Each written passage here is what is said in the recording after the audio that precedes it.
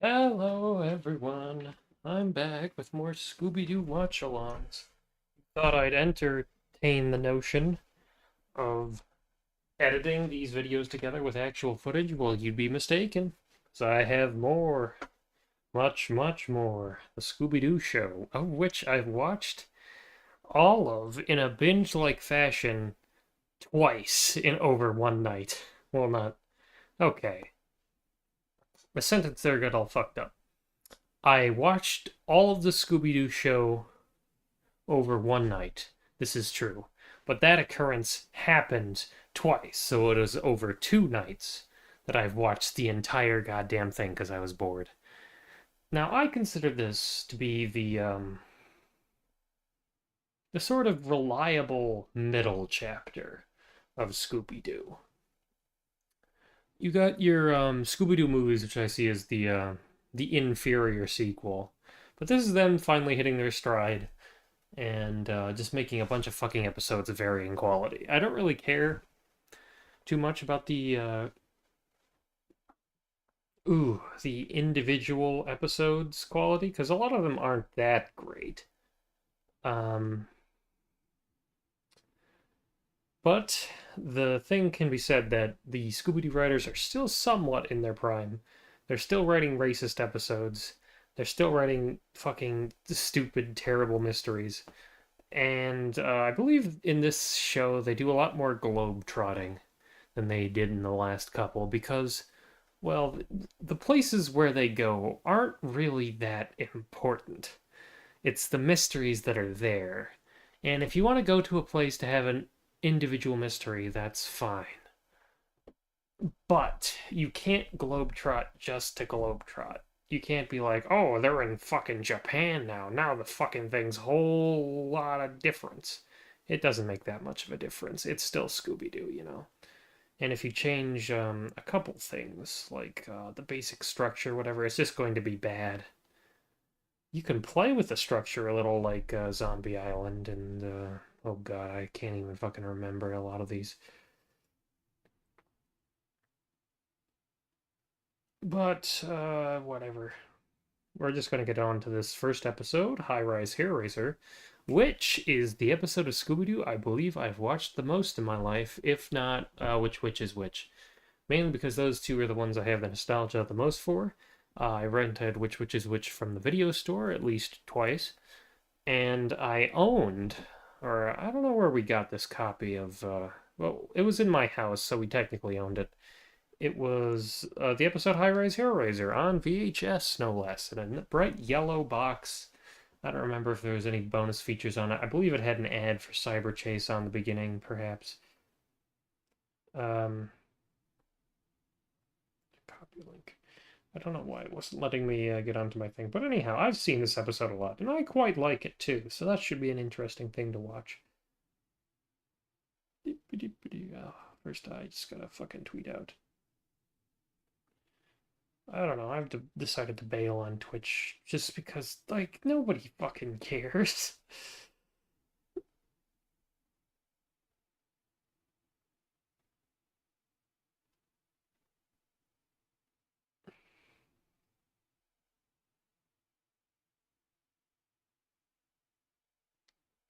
So anyhow, the geezer Ebenezer Crab is burned into my mind, much as the witch is from which is which.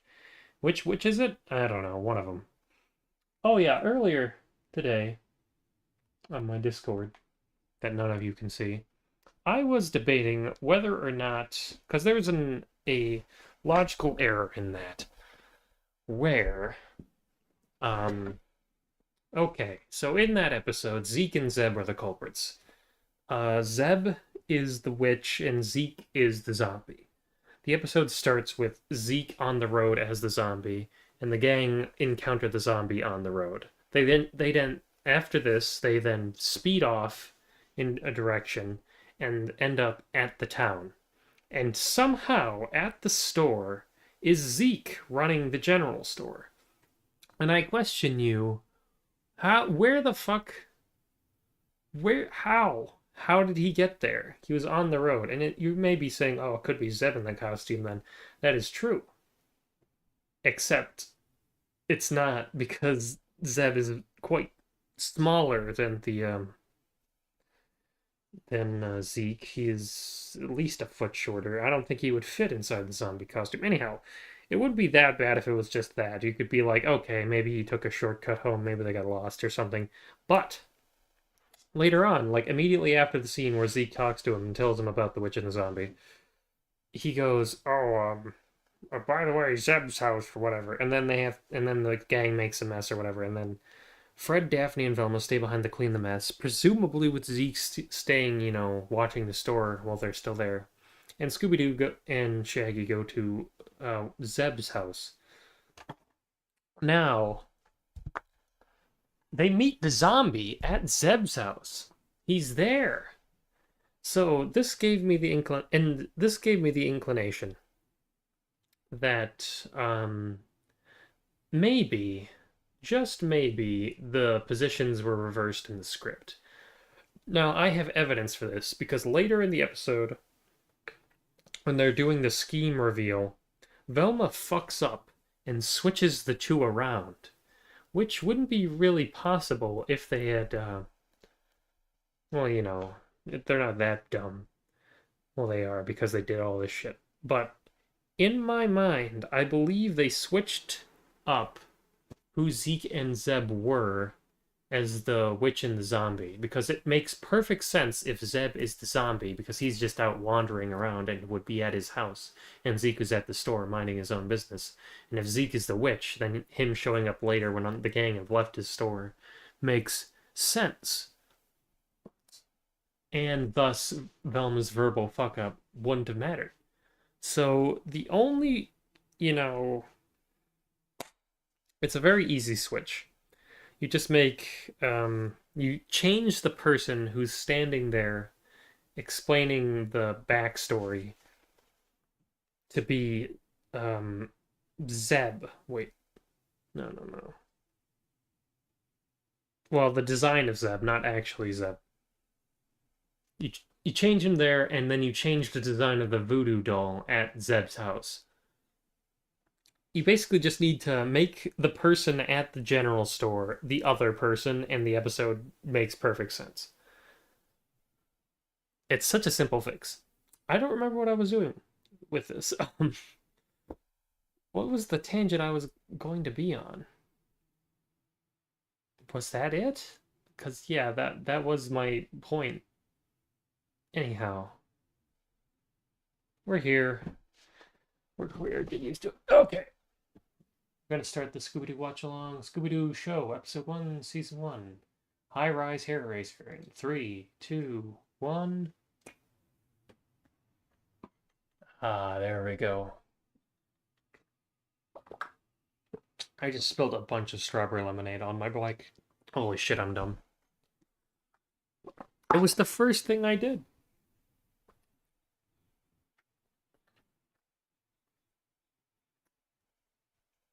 Scooby-Doo is running from a spooky ghost. Shaggy is a doing what he does the most.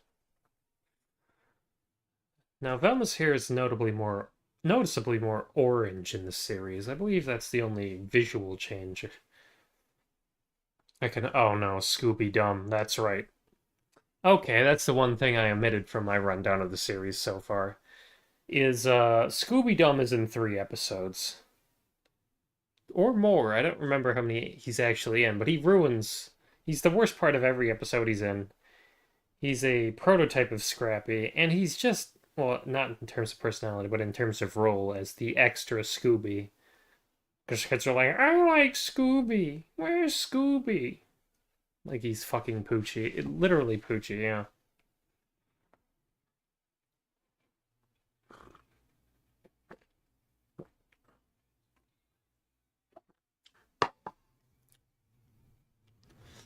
Now, I like the Spectre. He seems to enjoy his work of running around a dangerous fucking billeting skeleton.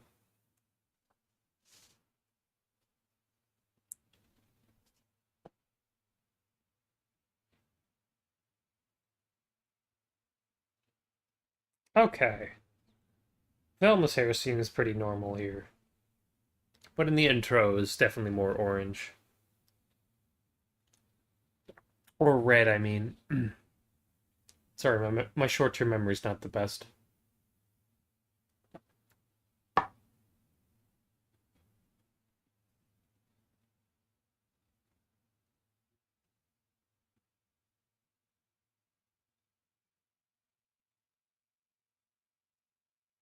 Shaggy wanting to work? Alright, they're already out of character.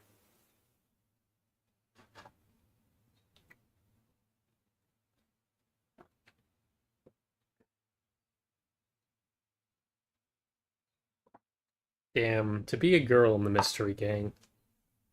They don't need to do fucking shit. You think Velma has a job? No. Daphne's rich, so I don't know what they're pulling with this facade.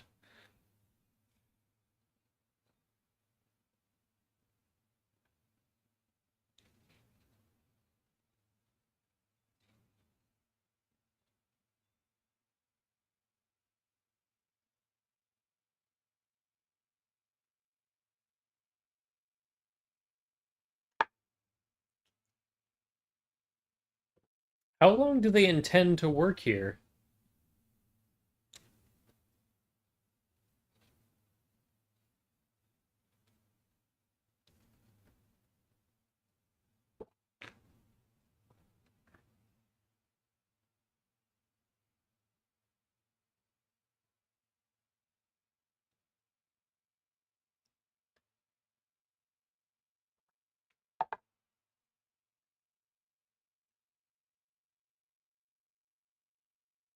Noticing the dialogue sections more as I'm trying to learn to write this shit.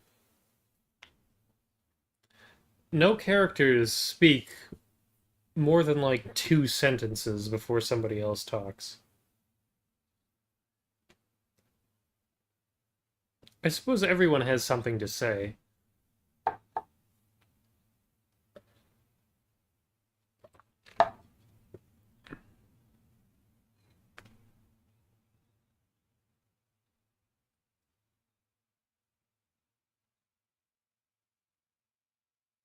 They have a library exactly for newspapers. Well, that's fucking just an empty building now.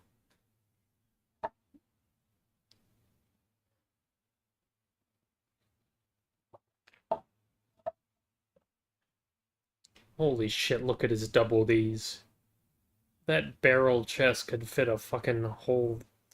Oh god, I don't know fucking measurements. God, what is this ridiculous building?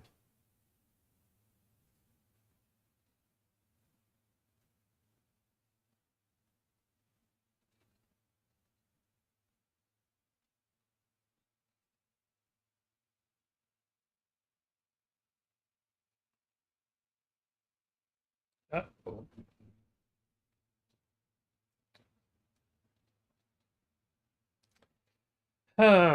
yeah. Another thing I've noticed in some of these episodes is the monster has to show up intermittently, right? Or else you're just gonna forget he exists and you're like, where the fuck is the monster? Where's Poochie? Everyone should be asking, where is he? Why aren't we fucking talking about the monster?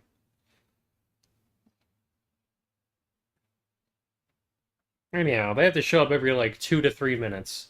They don't have to do anything, they just have to show up to remind you that they're there.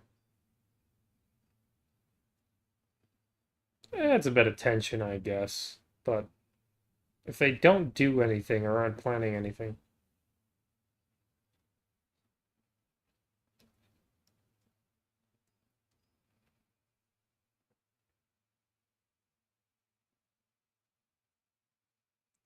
I want to say in my head that this is more of a comedy show than the original, but I have no evidence to base that on.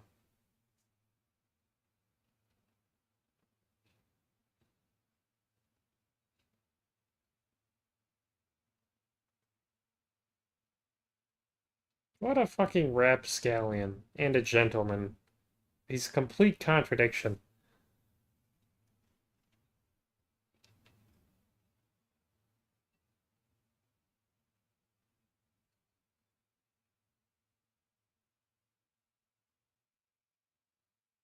Oh, this fuckers.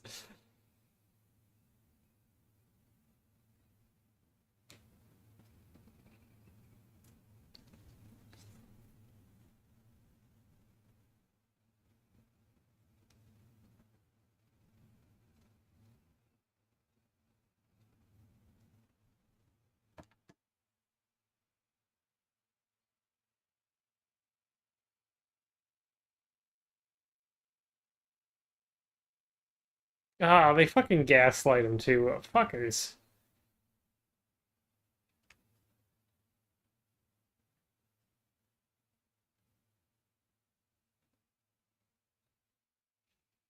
I do like the terrible name puns. Oh god, they're the same thing. Names and puns of some of the side characters they come up with.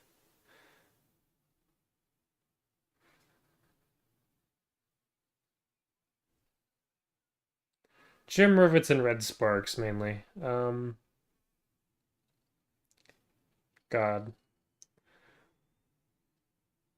Candy Mint was the name of the actress on that one. At least there were two identical piles of boards. So that this fucking oh my god, he's gonna land balls first. Okay, never mind. Oh no, he's turned to dust.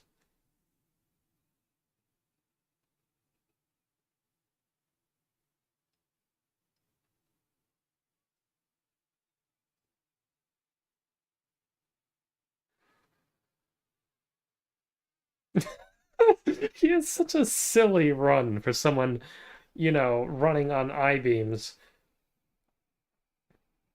Oh my god, an automatic pogo stick. His hands are white for a second there.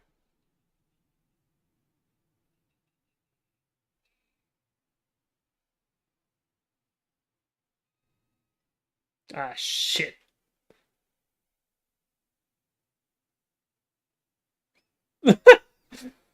I always like it when they make it a whole step and then fall. It's a lot funnier.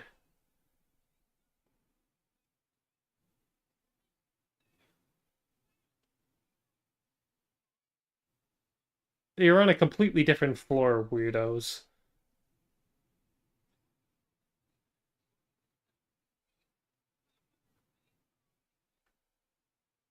Yeah, I suppose you can't really solve a mystery when you're fucking running around like a jackass. They get to read now?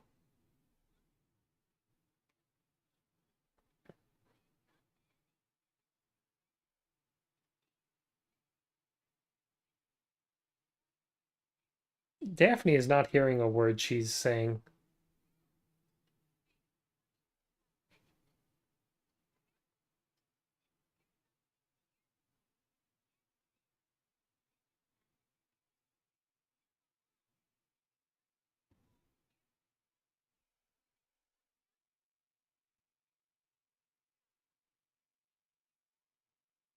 Hmm.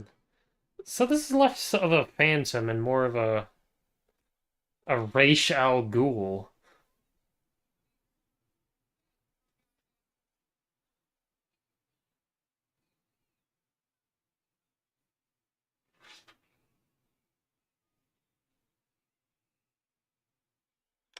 When is Ra's al Ghul invented? Probably in the 60s. It seems like a racist 60s sort of character.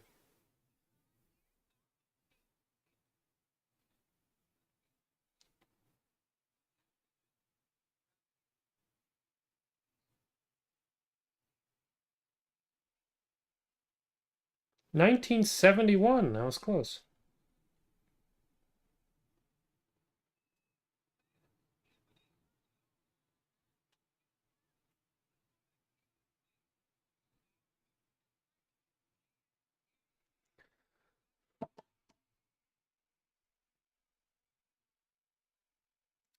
This scene has happened a few times, where it's Daphne, Shaggy, and Velma, Shaggy, and Scooby. They have to go interview a creepy lady who's, it turns out, is involved. Spoilers, Nettie.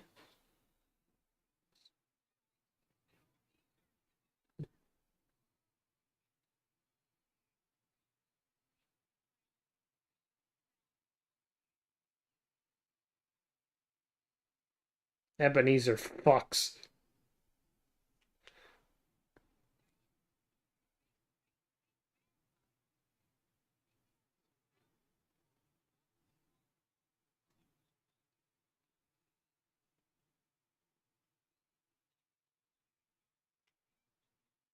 Ah, we get some reused animation. Nice.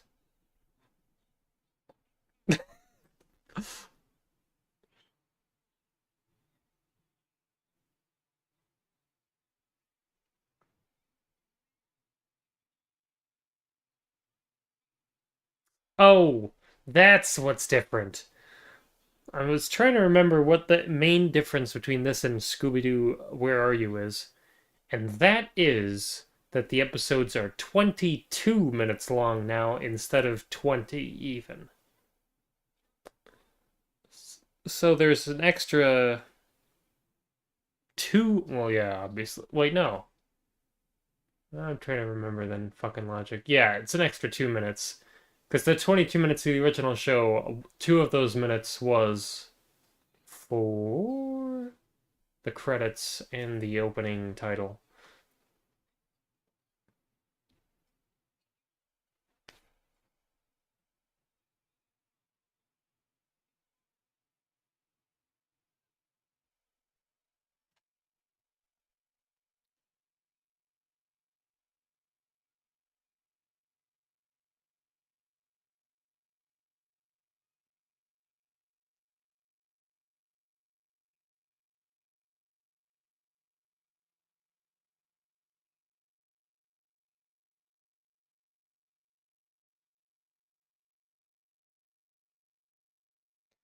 Yeah, magic is real. That's the thing that makes sense if you really think about it in the Scooby-Doo universe, is that magic and monsters and shit are real. They just always uncover the fake ones. So that's why paranormal things just happen to them, and they're like, eh, whatever. That's typical.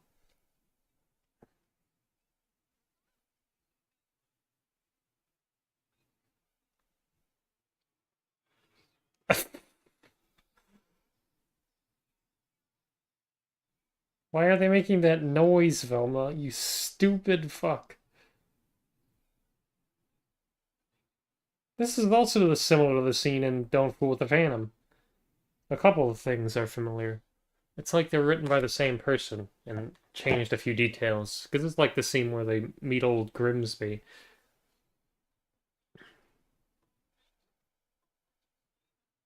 Well, not really. The part where they end up in the chandelier is in the Wax Museum later, but still.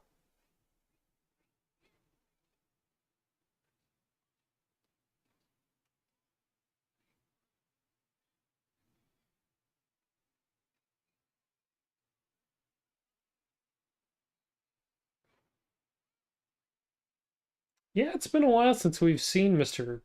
Ebenezer. Oh, there he is. Right on schedule. He has this permanent shit-eating grin on his face. Love that man. I do like this image. I have made it into a JoJo parody before. Because he's got a receipt there.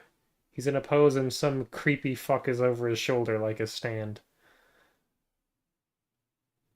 Co Inc. Corporated Incorporated. Wait a second. That's fucked up.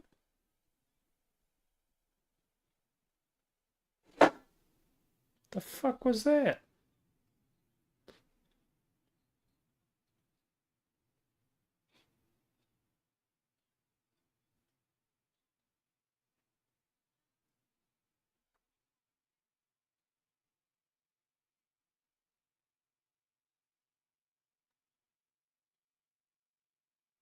Why is it electronic?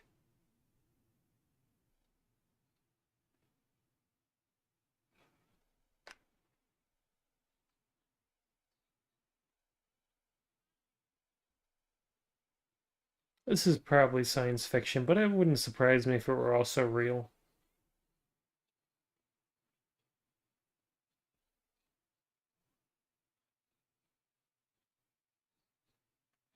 I don't understand why it's electric, but whatever.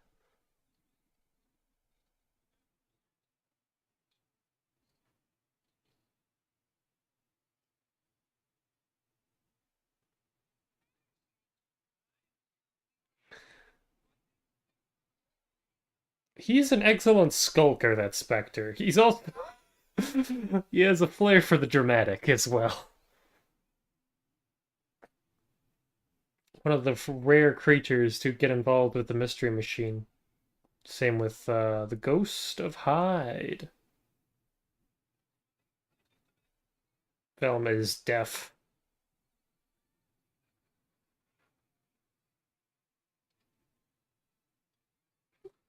What threat did he pose while they were still moving? Was he going to punch through the windshield? What was his game plan? What if they entered like a really low tunnel?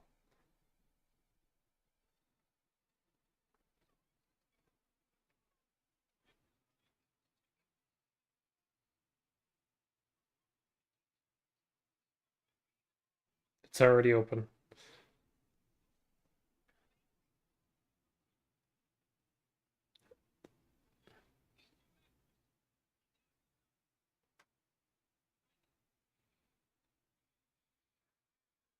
I just have this stupid grin on my face, don't mind me.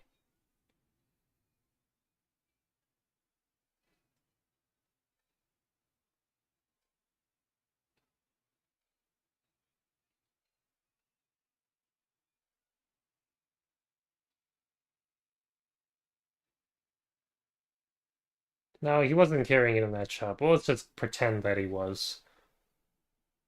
Why is the switch in the middle of the fucking light switch? That was the weirdest part of that scene.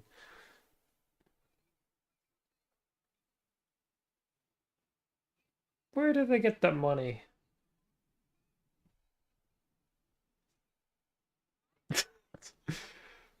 I love how Shaggy is obsessed at the most ridiculous details of anything. I also like, what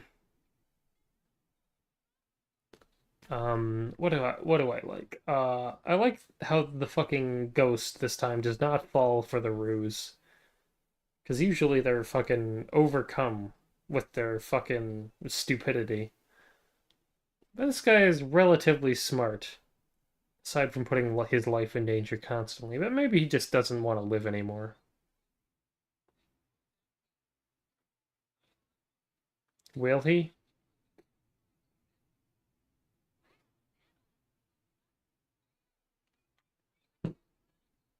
Yeah, there's a lot of shit you can do if you just skulk around and listen to other people's plans.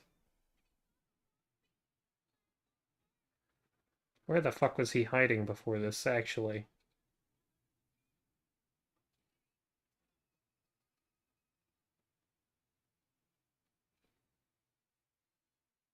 He has ears! Oh no!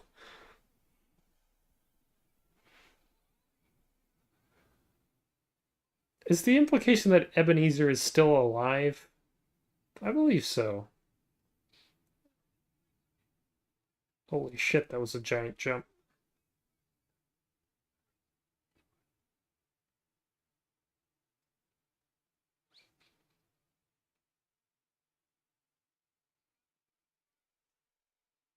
Ba, ba, ba, ba.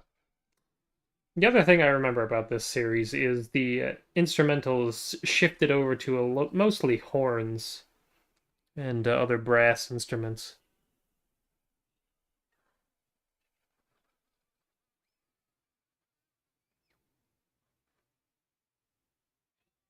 Where is this fucking beam attached to?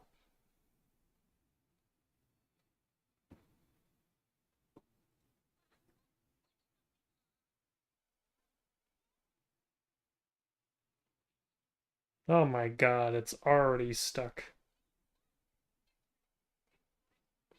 Yeah, sure. Whatever. It'd be really funny if it was something stupid like maple syrup. Thanks, Fred.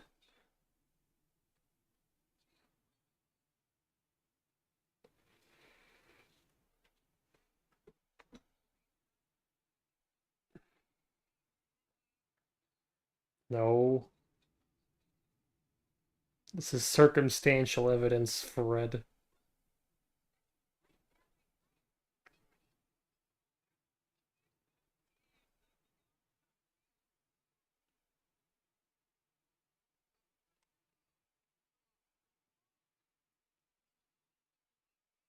What the fuck does the Mahoney Baloney's company even sell?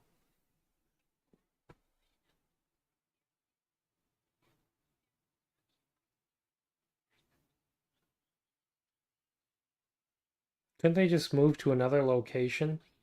You know, a place where there's actual buildings with money stolen in their safes? It's not like if like there's only so many buildings around that area, you know? Well, I guess they could be have each building could have multiple companies in it. They do come back to the pizza shop 3 times. Nice.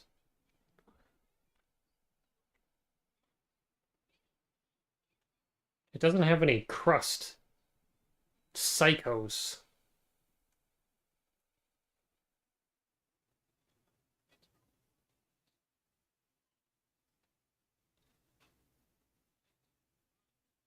He sounded genuinely upset. Okay, that's episode 1. One of the better episodes, I'd say. Nice, easy watch. Alright, episode 2. Oh god, we're already on this shit. Yes to host is an Aztec ghost. One of my favorite titles, I believe.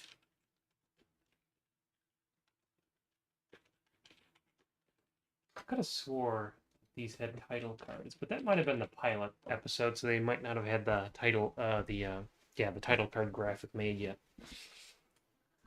Oh, I don't know if there's such thing as pilots anymore. Well, yeah, obviously there's pilots, but I don't know if that episode was the pilot. Okay. Need more strawberry lemonade.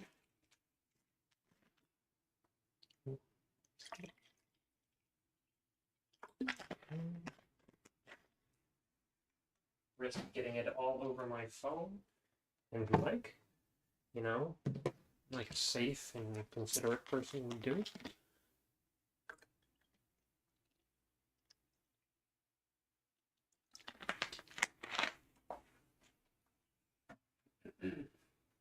Whatever.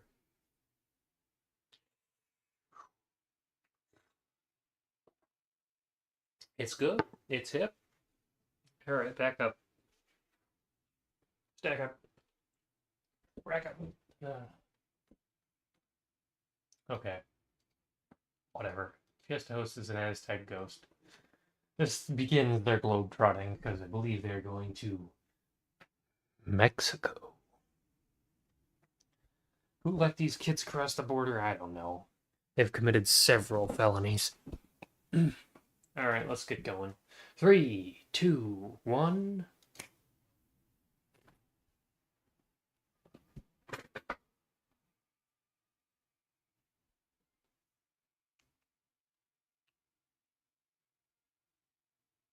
I believe we're only going to go 6 episodes today. Same as the normal episodes.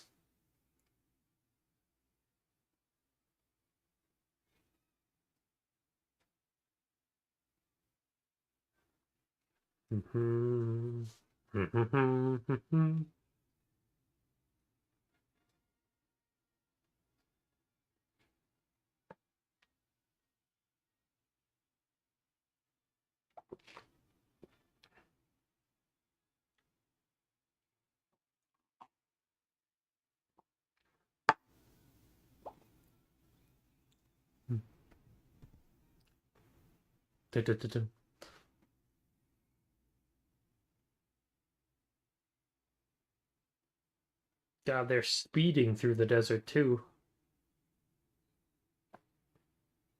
Yeah, he says, mouth closed.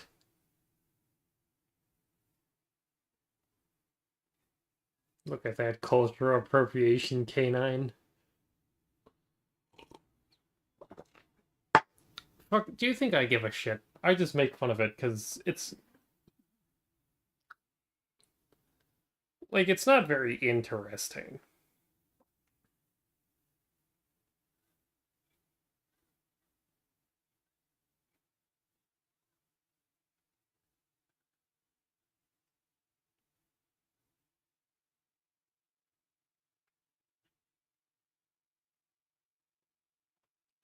Now this is another one of their classic introductory setups that doesn't really pay off that excitingly.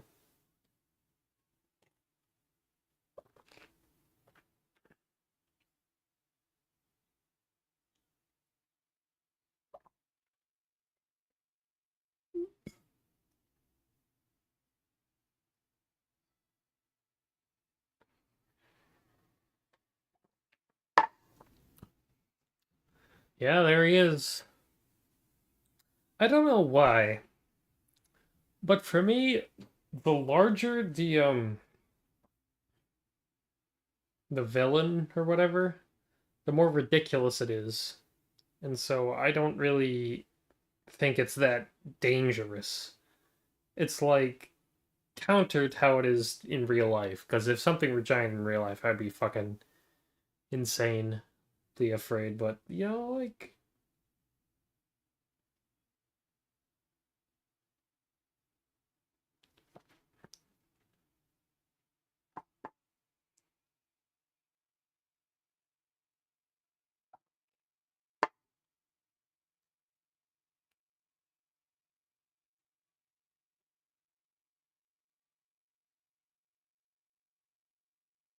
oh, and now we're in red-haired Velma era. Hmm. I wonder if that was the pilot then. I'll have to keep track of that.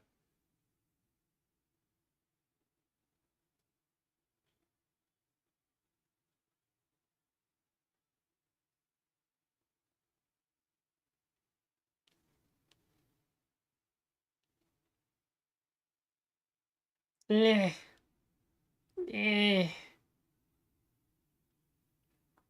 I don't think that statue is scary enough. It looks too stupid with its wide open mouth.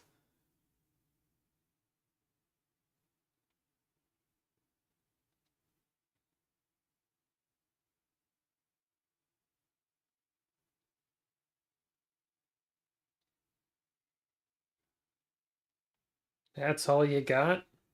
Just generic growling? Alright.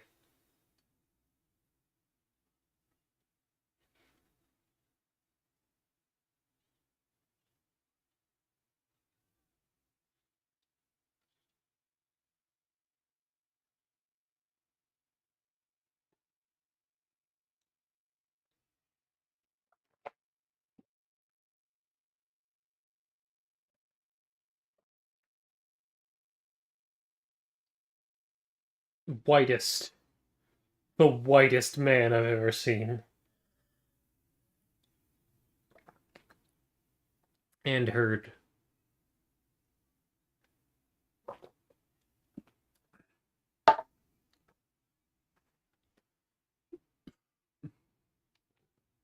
I wonder if they just made that up. They probably made that up. There's like a 1% chance they didn't.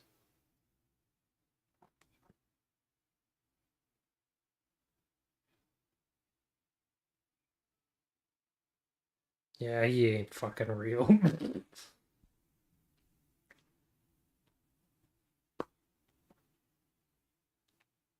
I think this episode suffers from a case of too much, too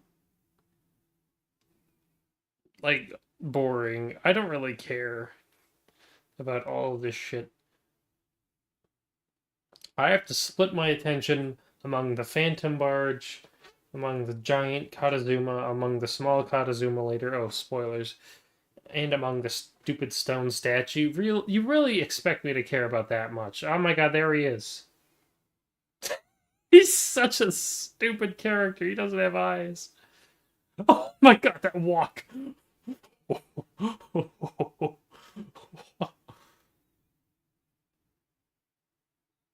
You walk like a King's Quest 6 character. Jalo, I believe. I don't remember who walked like that.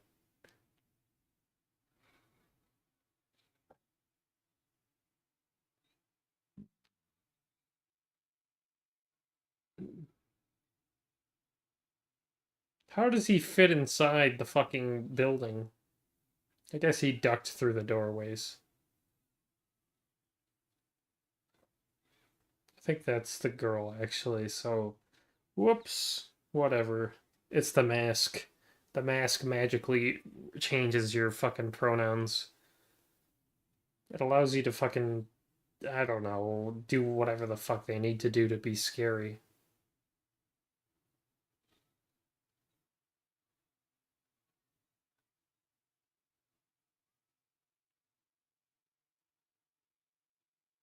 Oh my god, they could only get Frank Welker. They finally realized he can do more voices. He was quite young in the first show. I think that might have been one of his first works, if not his first work. But we're gonna be hearing a lot of Frank Welker because he is there.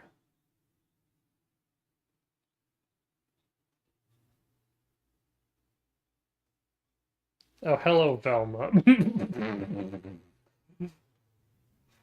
What do they just not want to pay any of the voice actors? Alright, give them all the fucking Fred, whatever.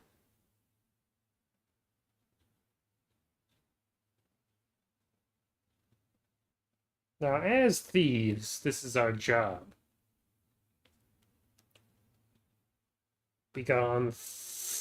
Ah,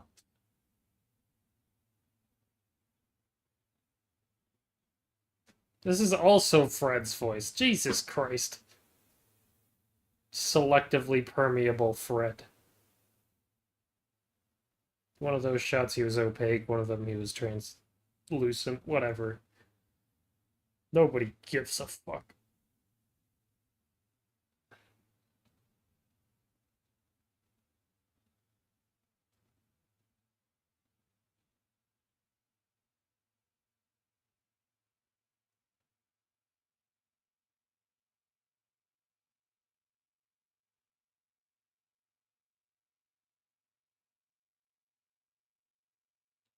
Another thing I noticed in this show, if you watch with high enough quality, the coloring is often incorrect. Like they're in dark rooms and all of them are like, their normal brightly lit cells.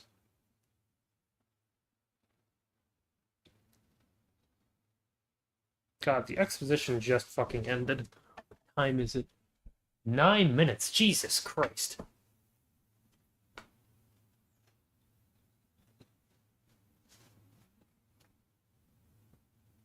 They all have one room this time.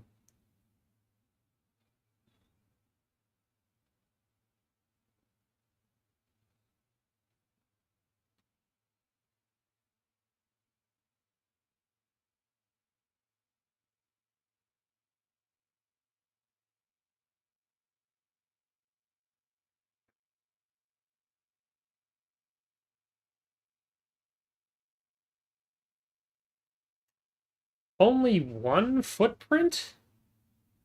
What is this lazy ghosting?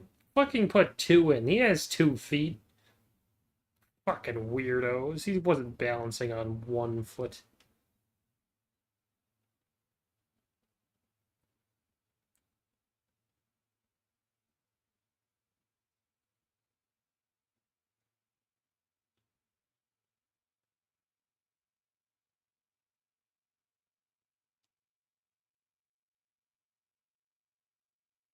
Oh my god, the old red herring that lives here.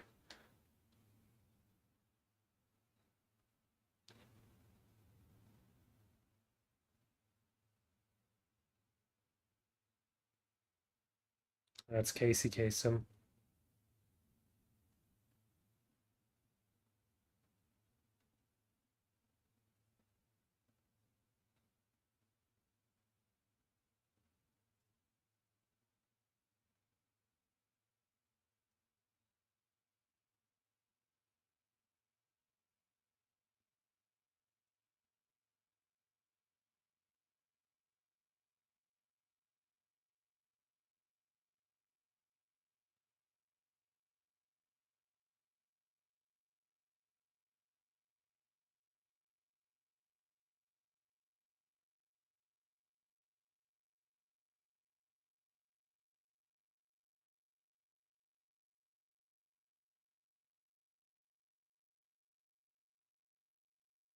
That is a sufficiently shitty boat. I am fine with this.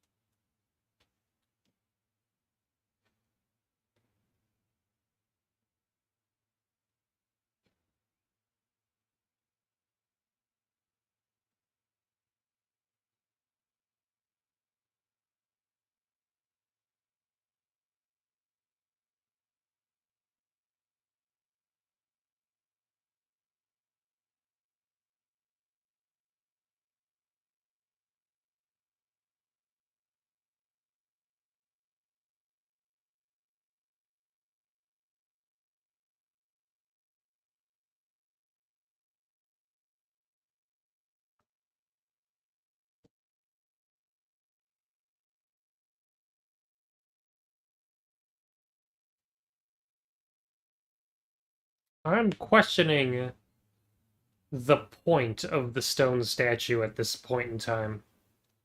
Uh, aside from just to be ridiculous.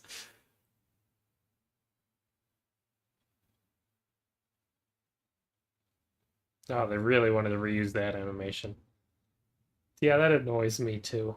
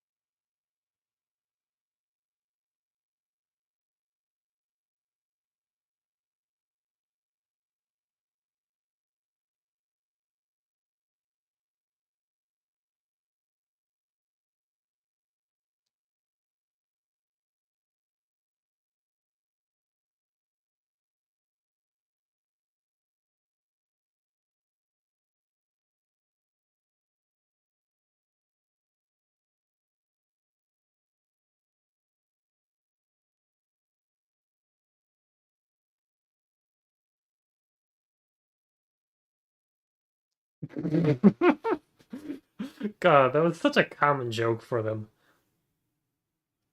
Did people really care that much about interior decoration back then? That they would know the difference between the fucking eras? That is quite oh my god, he's small now.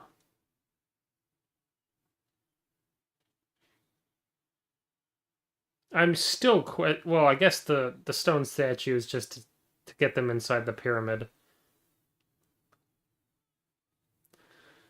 He's such a fucking tertiary villain too. He's so fucking pointless. I guess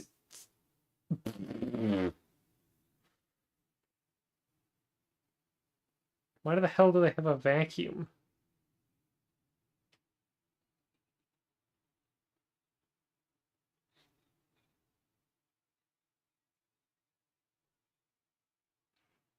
I often think that Shaggy is the audience surrogate.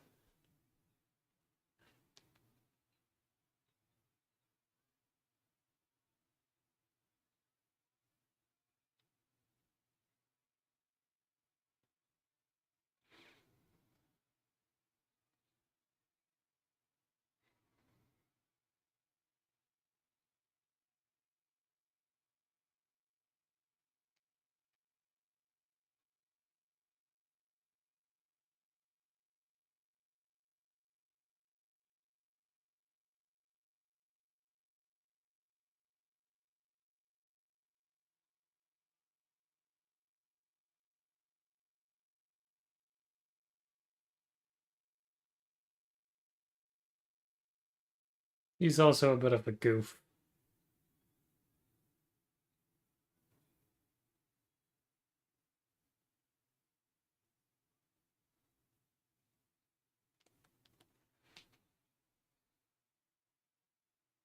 How does he not see you? You are the fucking brightest lit thing in the room at any time. You're also the loudest thing in any room at any time just because of your colors. What do these fucking goofers think they're doing? Imagine if they wore camouflage.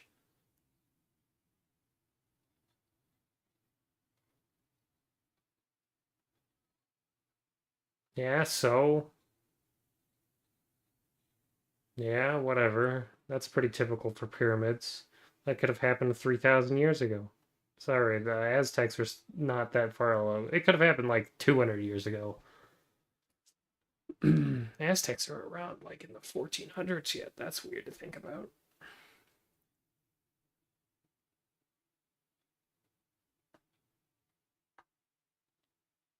Where the fuck are they getting this technology?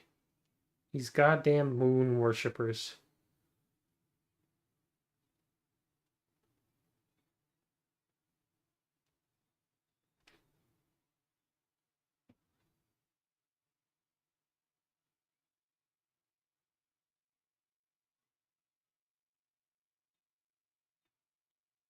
They didn't need that many people.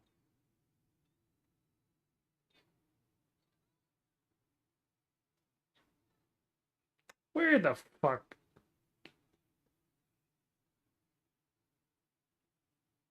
I wonder at what point in time is that stupid technology even existing? Like, at what point is a light detection door opening mechanism possible? It has to be like the 50s or so, or something like that. I'm guessing World War II era at the very earliest.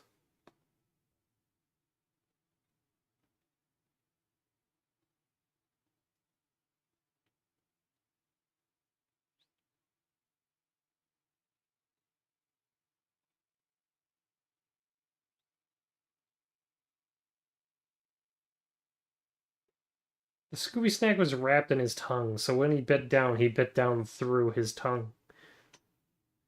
Nobody fucking noticed those assholes. Daphne does nothing on a regular basis.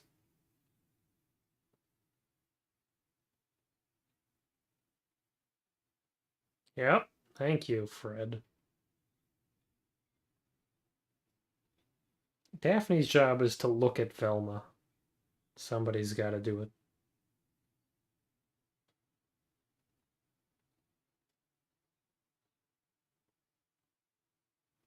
I like Fred's impromptu plans.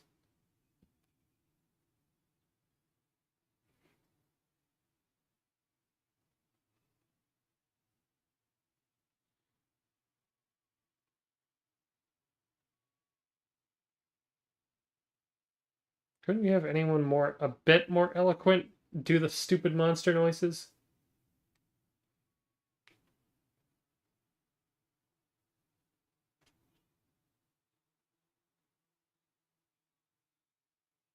This is ridiculous. How am I supposed to believe anyone but Velma could move that fast while carrying four other people?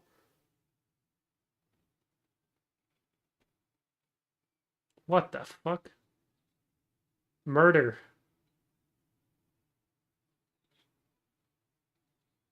Ow. Even if those fucking outfits are made out of foam latex, that's not going to be comfortable. Where the fuck did they get time to make this catapult? What are they doing? Oh god, yeah, I guess they would have taken a nasty spell. I would have been fucking not being able to walk for weeks after that fall. Even if I were even still alive.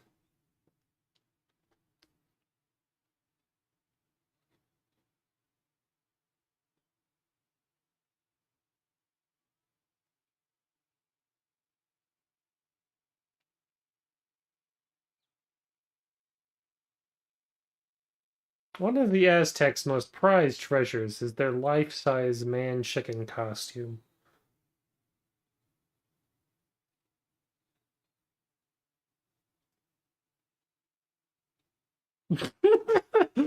Yeah, that would piss me off too.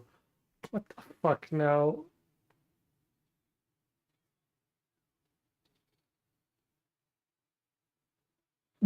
Real. They actually used the real physics engine in that. That wasn't gonna work. You had to have Scooby do it.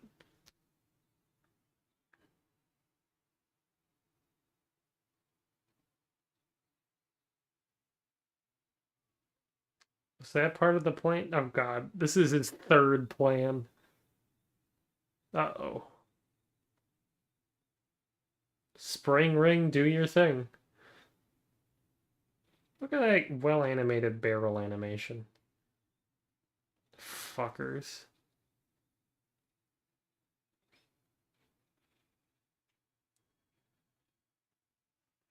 They've been laked.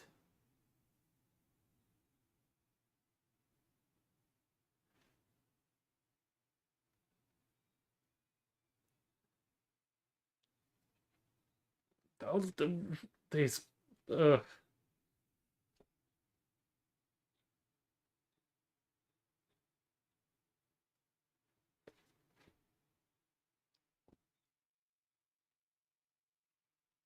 God, they really think these goddamn projectors are worth anything. It's cute.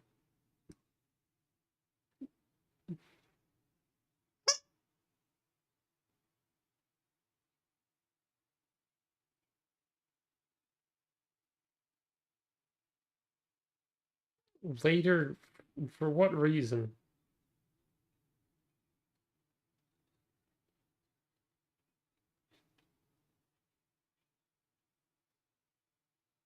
With this non-edible tablecloth. You know, they're such fucking freaks that I expected them to eat the tablecloth. And they can digest it. It's just that they chose not to this time. Marked restraint from those weirdos. Alright, that's episode 2. Meh. Meh. I don't like that much. That's kind of my villain problem. Too many villains. Do you think I give a fuck about the stone statue, man? No. Dun. Okay. Episode 3. Ah, yes, the gruesome game of the Gator Ghoul, the first appearance of Scooby-Doo. So, we're gonna have a brief BRB, so you have time to run away before you have to see this.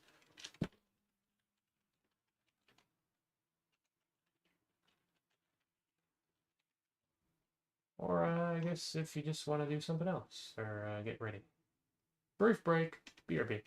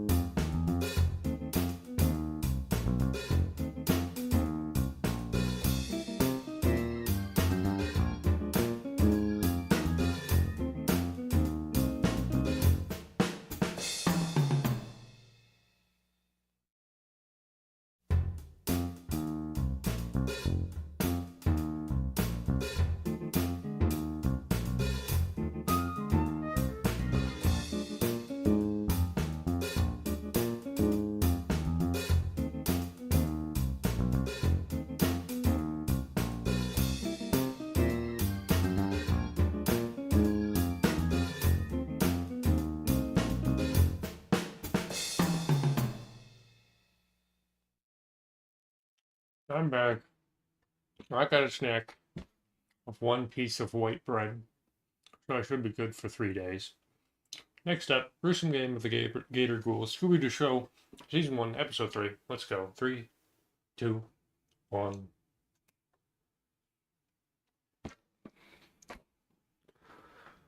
This one is a memorable episode from what I can tell. In that, yeah, Scooby-Doo is in it. And that's too bad, but let's see if the episode is good in spite of him.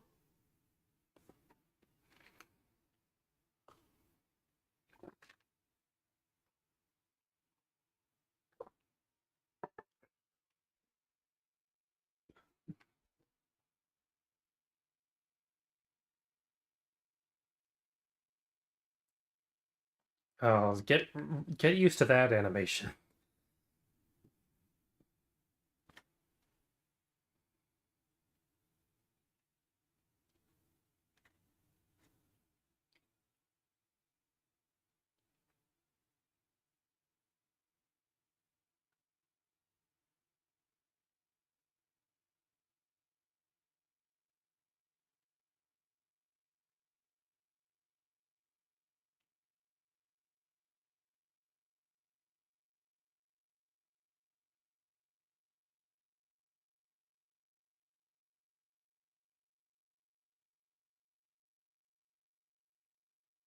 It's a restaurant? It seems a bit out of the way for a restaurant. It's not near it. It can't. No, it's just in a swamp. It's not in a town. What weirdo builds this fucking restaurant in the middle of nowhere?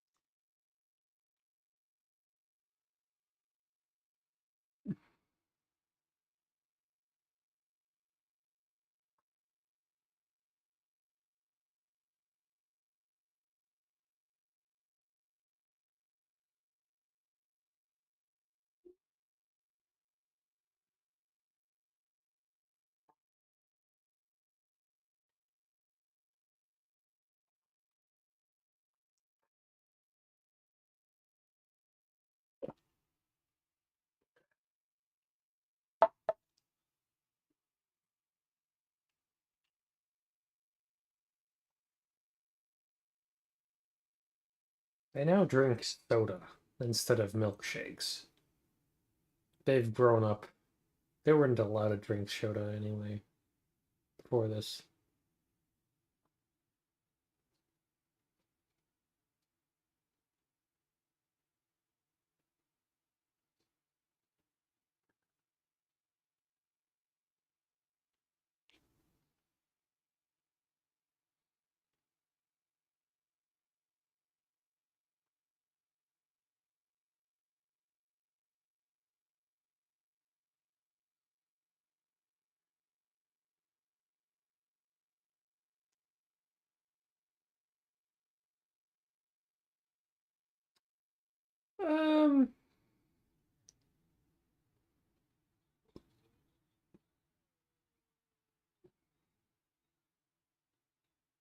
God, my knowledge of the structure of these episodes is fucked up because they're not as tightly structured as the original series.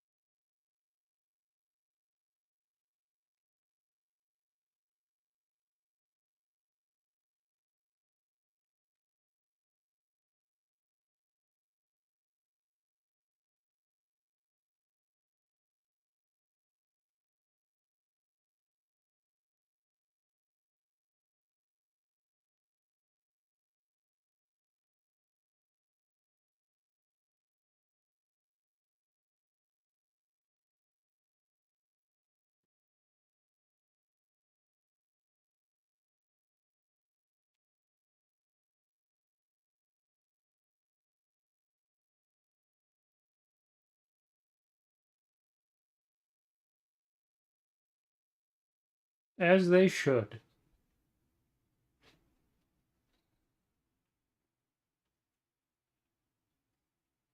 Oh, geez, I wonder why. Is it because you made a restaurant in the middle of nowhere? Stupid ass. Sorry, I've overlooked Scooby-Doo because I try to ignore the fact that he exists.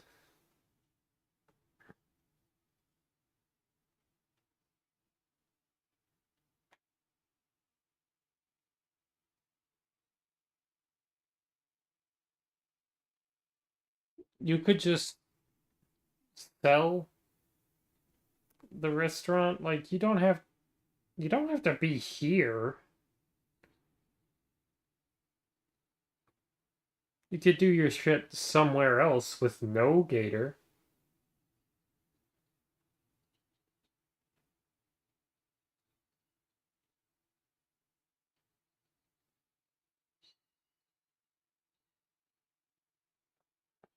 Yep, we're back to red-haired Velma. So yeah, that first episode was probably the pilot. I don't know why they made her hair so red.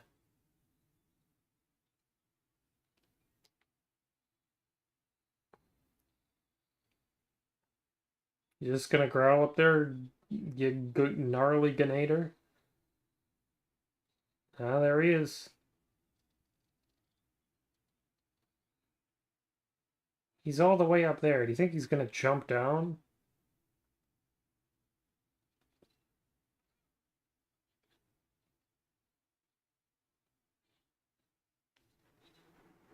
You're trying to glaze him up so good. Fuckers. Sucks.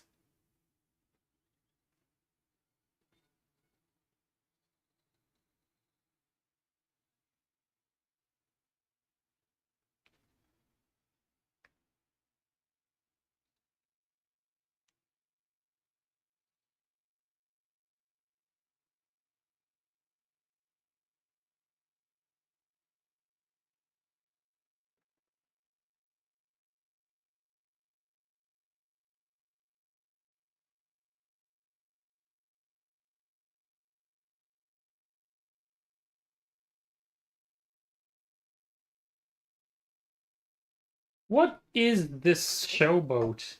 It's half factory, half restaurant?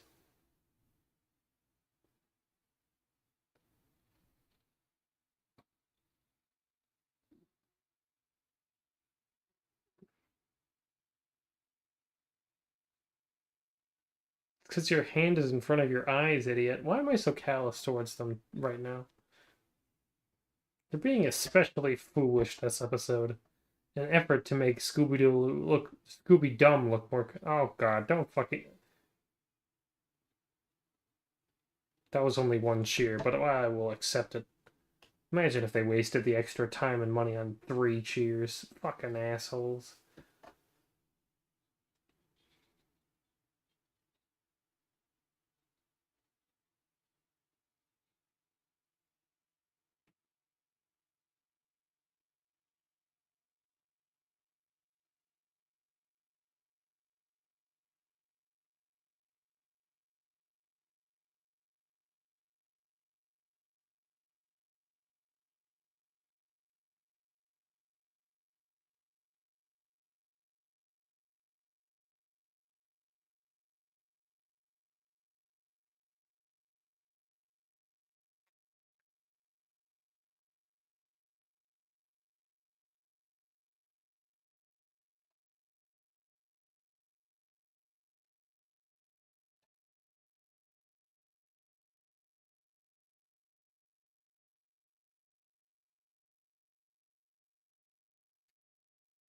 Do they always introduce the red herring at 10 minutes in?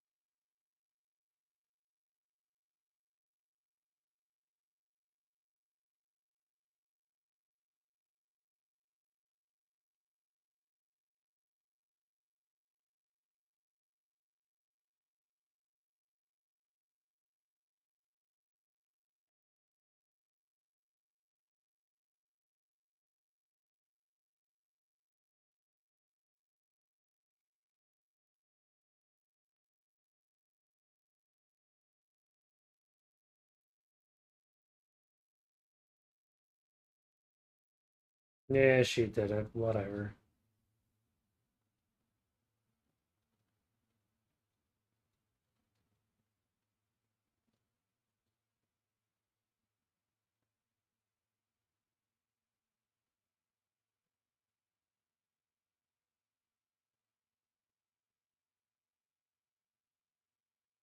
Where the fuck does she live?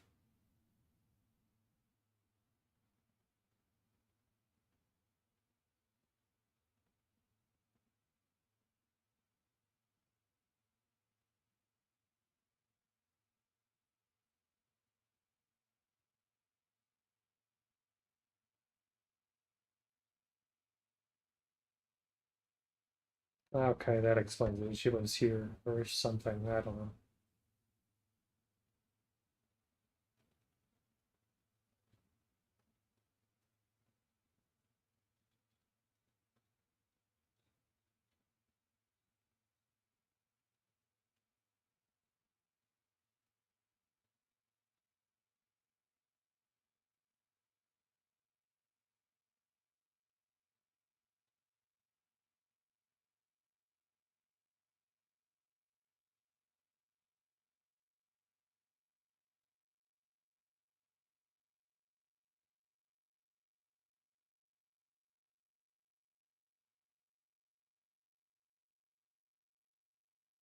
Let's not read this fucking book that might have some clue.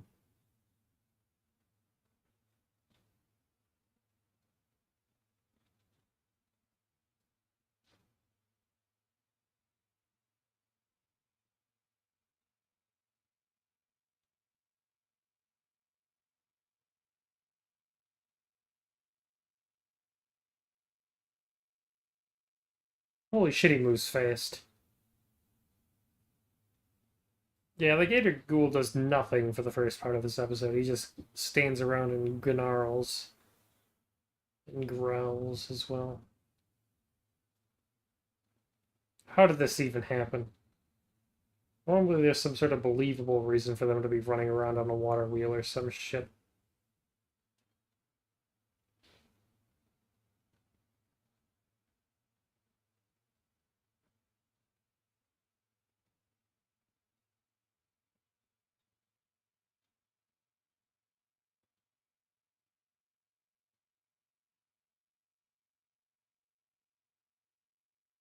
He's he's a waste of effort.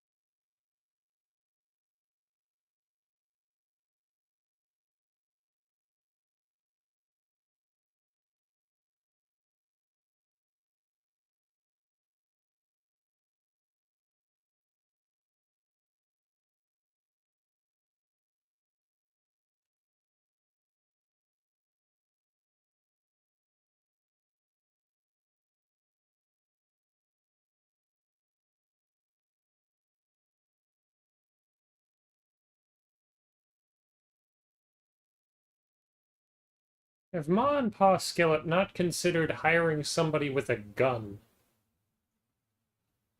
Gator Ghoul is just a gator man. You can shoot gatormen, I think.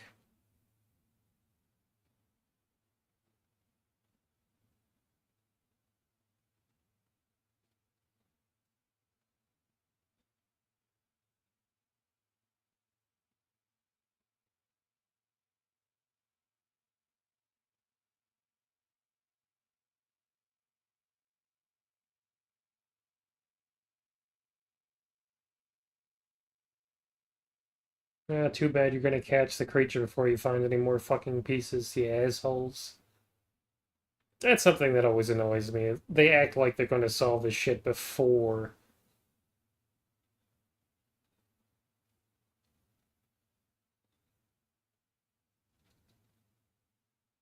What are fritters, anyways? I feel like I look this up every time I watch this episode.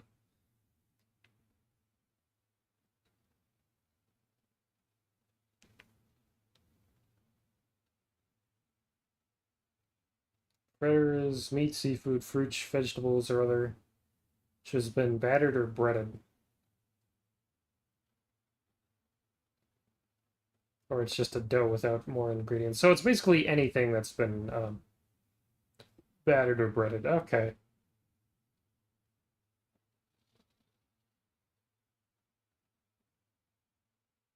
Typically chopped fruit or meat. Okay.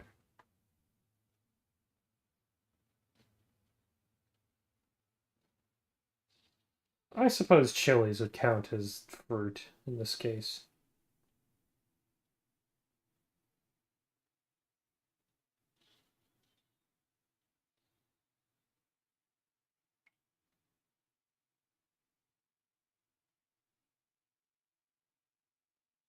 Very necessary fritter scene. There we go. Why are they here? Oh wait, no, they're still in the place. Oh, okay. They said, "Oh, well, let's find the fucking let's find the goddamn paper and might solve the mystery." But then they're like, "Let's leave before we solve the mystery." They're just asking for more of this shit to go.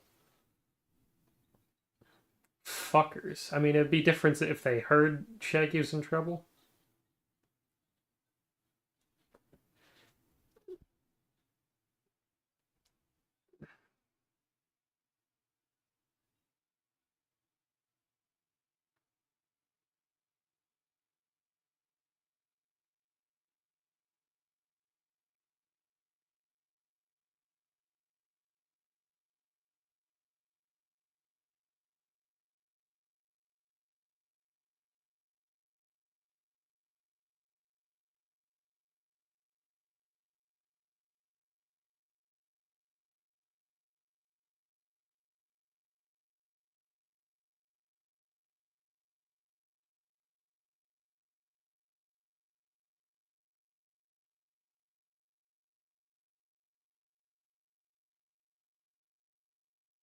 I guess it was set up for this.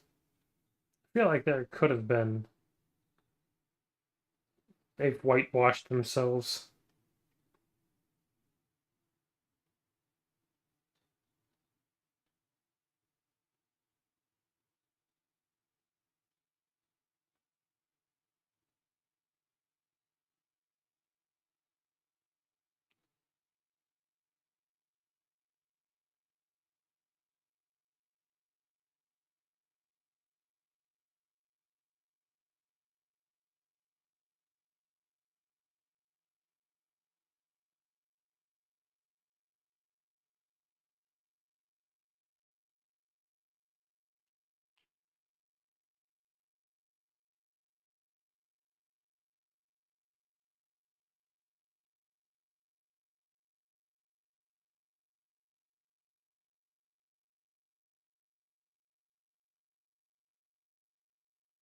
They are too dumb to be alive.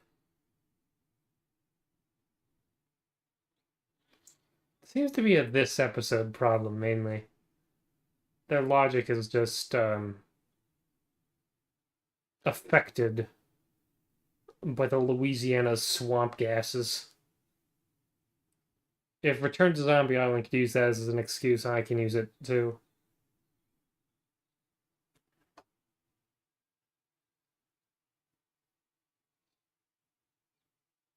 He did nothing again. They got him regardless, and there was no problem.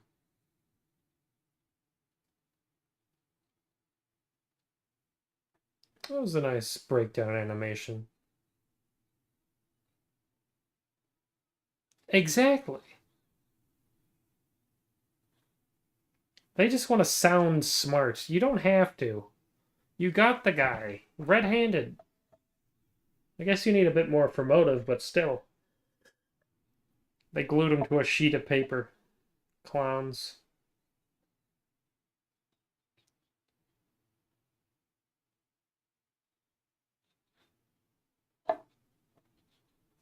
Wow, they did actually solve the mystery before they unmasked the person.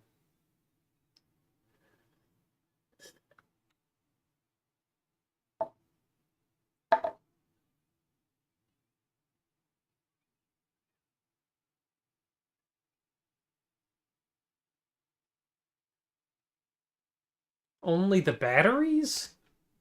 Not the bulbs, just the batteries. It's fine.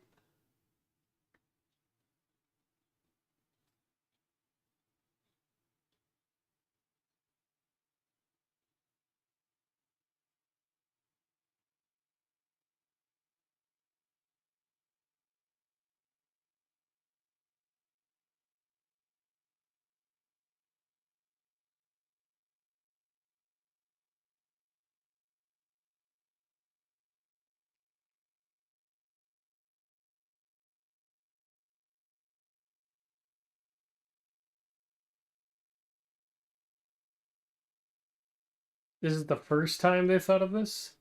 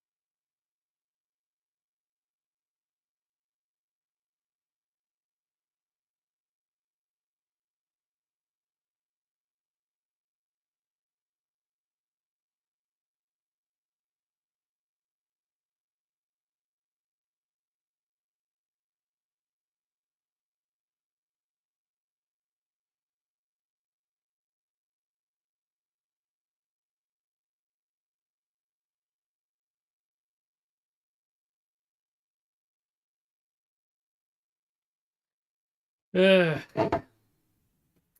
My tactic for surviving these episodes is just to ignore them. Not much happens. The only clue they found was that stupid note. I guess, did they find batteries? I don't remember. I think they did.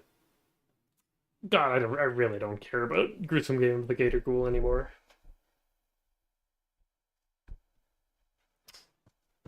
Whatever. What's the next episode?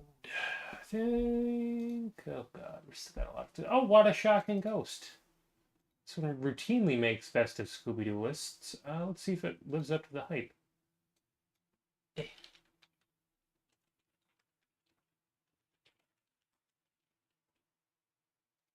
don't remember. Fuck if I know. 3, 2, 1.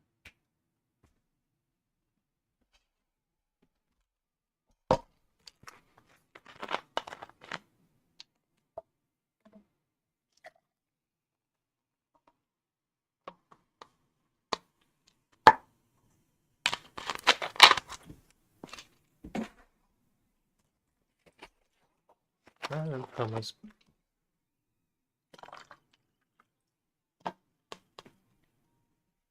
Okay. Last of the strawberry lemonades. We're gonna have to raw dog it for the last two. Ugh.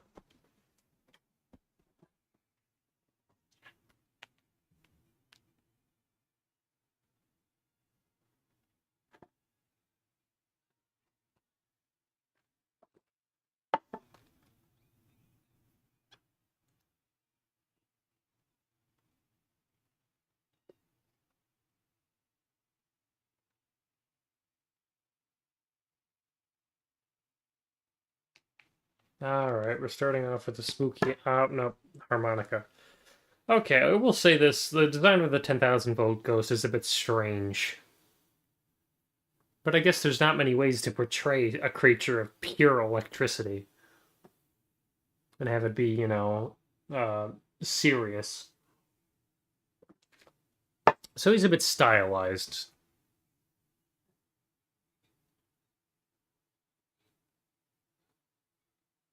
Look at that nice snow in the background. Yeah, you'd be dead already.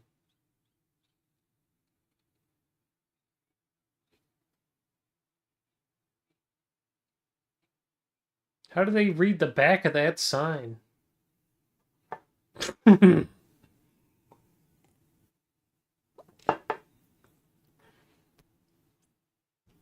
was going to ask earlier if they used metric units and if that was a negative 30 Celsius, but obviously not.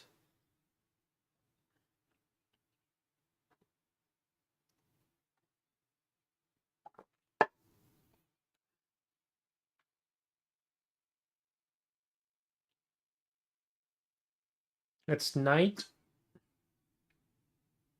I can buy that last one.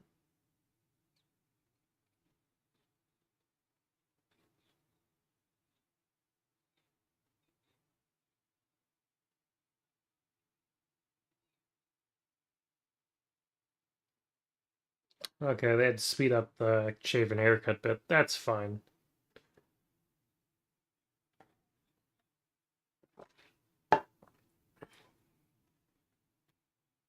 You'd really think they'd learn by now. Maybe have extra gas.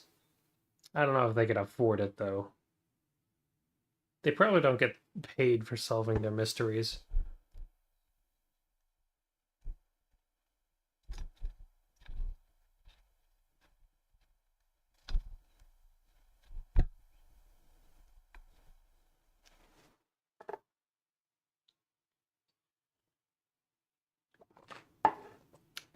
That's a fine opening silly bit. I will notice early on. That's some dramatic irony right there. Also, what a silly snow mask. It is taking a little bit longer to get to the exposition scenes, but this is one of the quicker episodes. I also have to account for the 1 minute at the beginning of every episode dedicated to the intro. So it's technically only like 3 minutes right now, which is a fine time for exposition.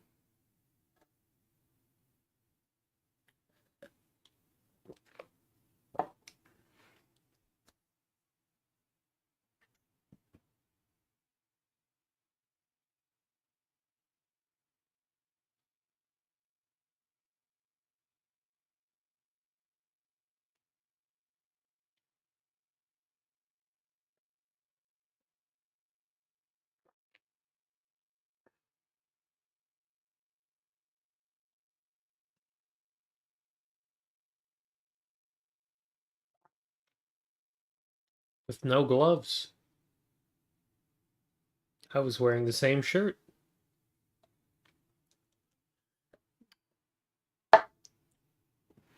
Like, I get having the same coat, because you're not going to switch coats, but the same fucking turtleneck. Also, pun name, Voltner.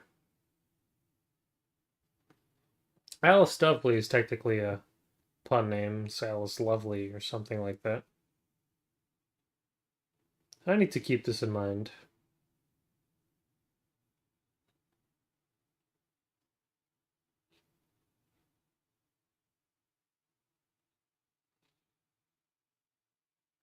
Is that Snagglepuss?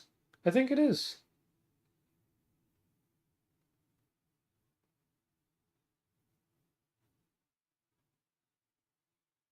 Why is that shot so blurry? Weird.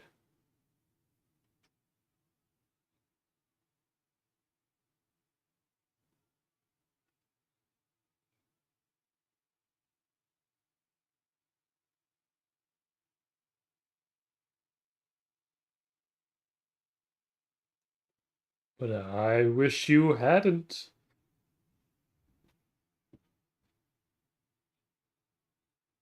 Narcissist Velma.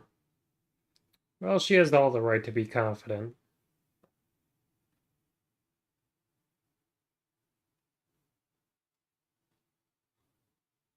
I don't even think we get to see their hotel rooms in this one, which is fine. The scene where they get chased out of their hotel room by the monster happens way too often. Here they just get right on the fucking power plant mystery, which is good for shit.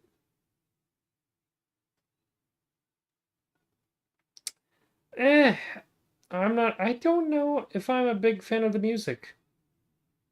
They try to ruin as many tones as possible with it.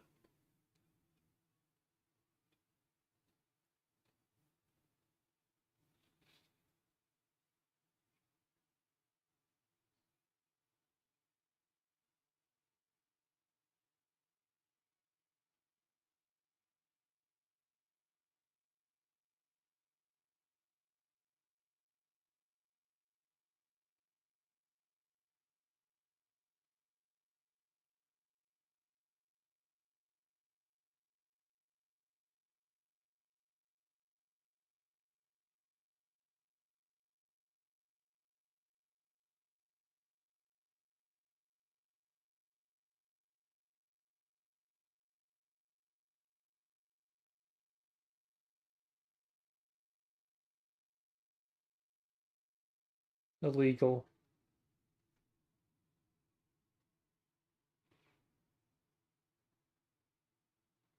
Electrocuted, dies.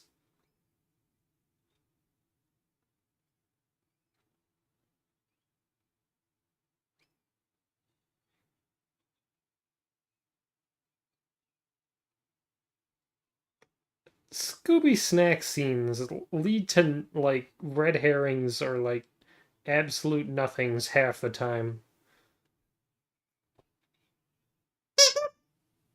Don't mind him.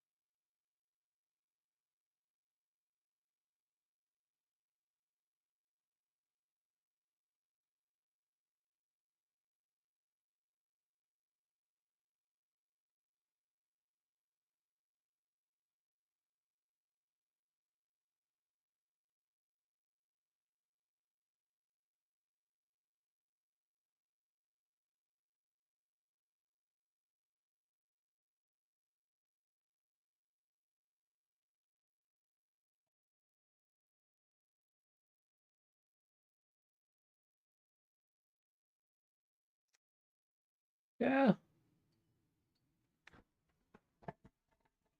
10 minutes, 9 minutes until we get interaction with the ghost.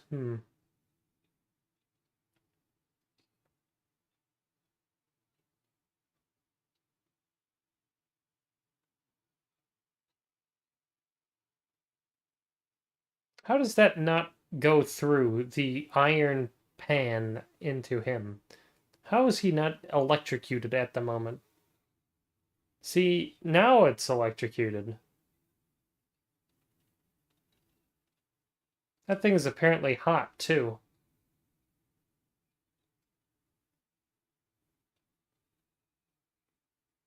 The pan didn't make a noise. That's actually upsetting.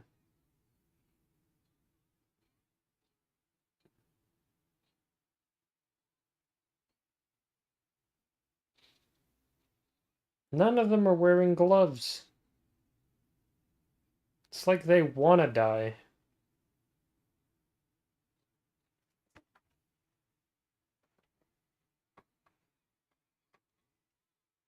Fred is only mildly perturbed.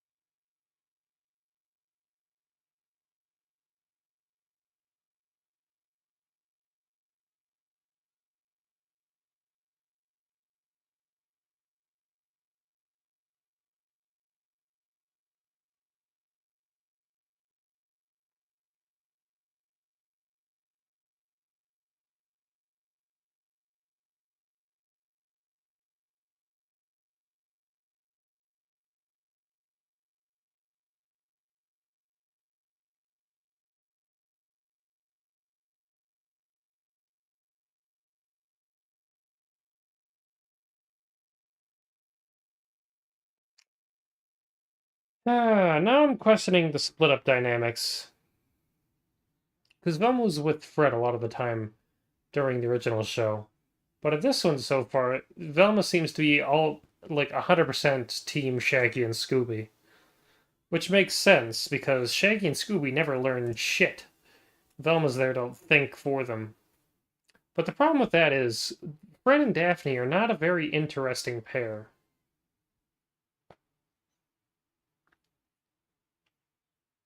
So I wonder if the split up dynamic should be split.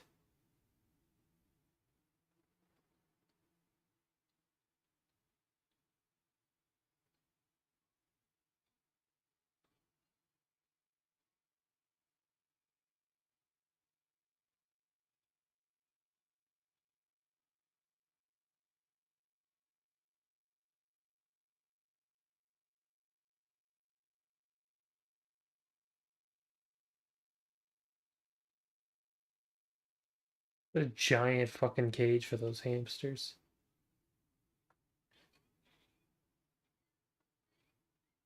What a fucker parrot. Love that man.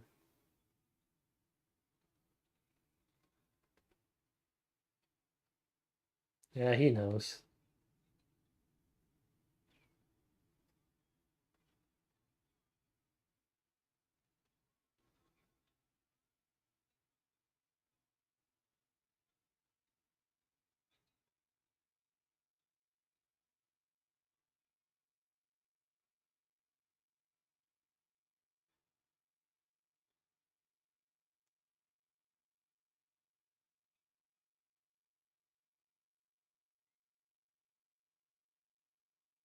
This is one of the fucking snarky parrot. Love this man. Favorite side quest. Oh my god, he's Columbo. Holy fuck. Oh my god, I forgot about that.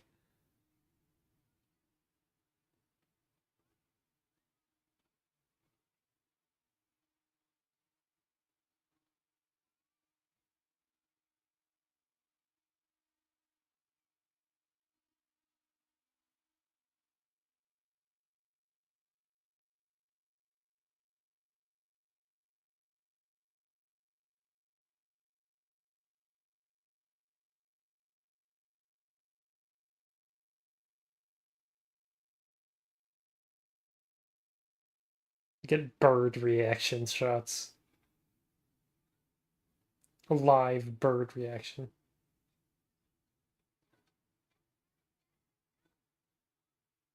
Velma watches baseball.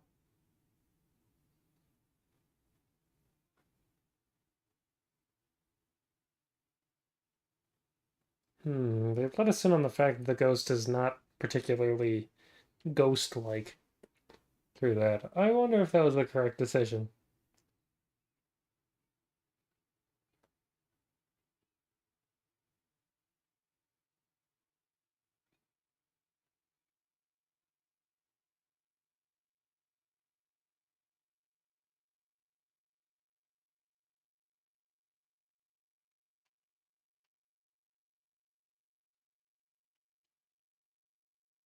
They're doing the same partial note clue again? Back-to-back episodes, huh? Really? They're not even walking anywhere.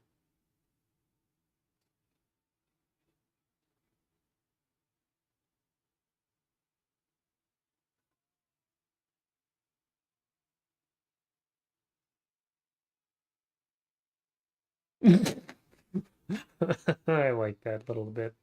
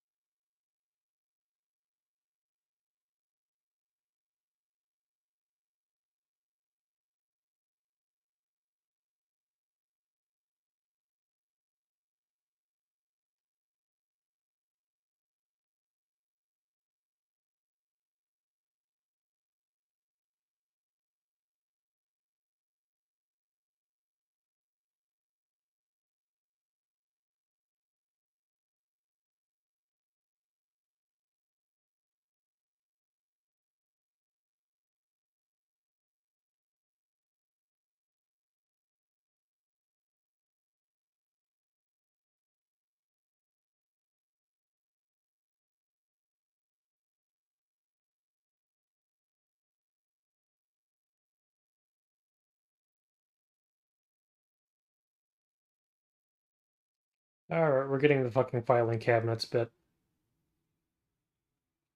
They were in a filing cabinet before, yet they've somehow amassed themselves in a wall of filing cabinets just to do the three Scooby Money bit.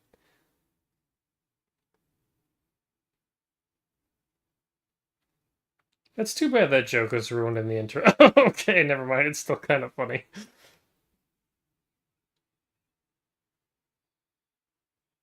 At least they go to multiple locations. I'm always happy about that shit. Imagine if they spent the whole place in the fucking power plant. That'd be so fucking boring.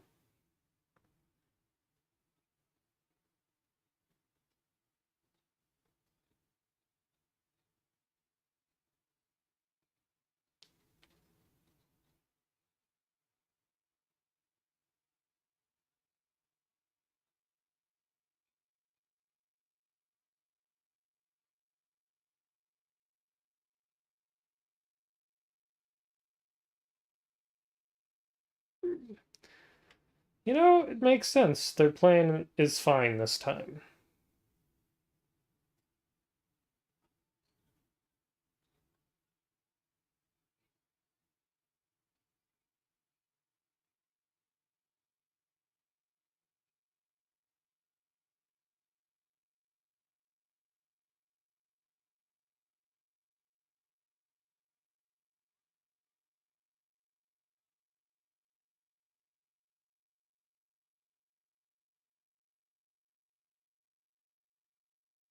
Wow.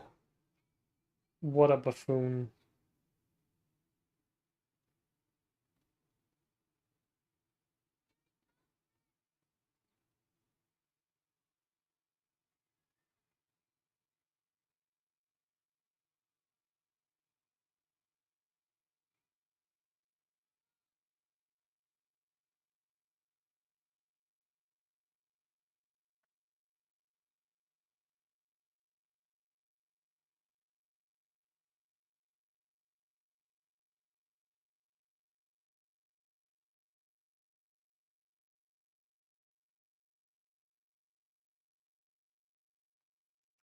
Another snowball ending. Well, that's pretty typical of snow episodes, because I don't know what else you're gonna do with the topic. At least they have some sort of canon explanation why the fucking stupid ball follows the road.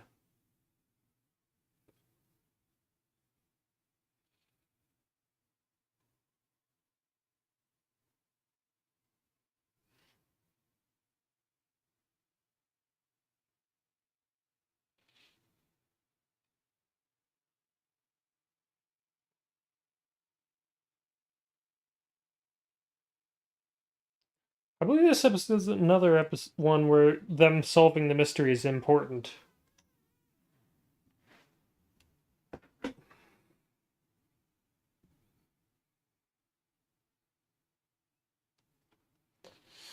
Also, one where they don't meet the culprit beforehand.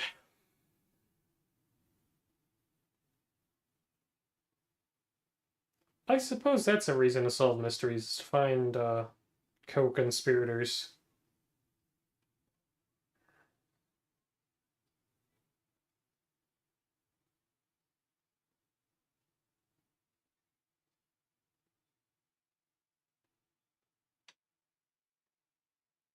What? A freeway's going up the mountains? What the fuck is going on, Babalo? I guess.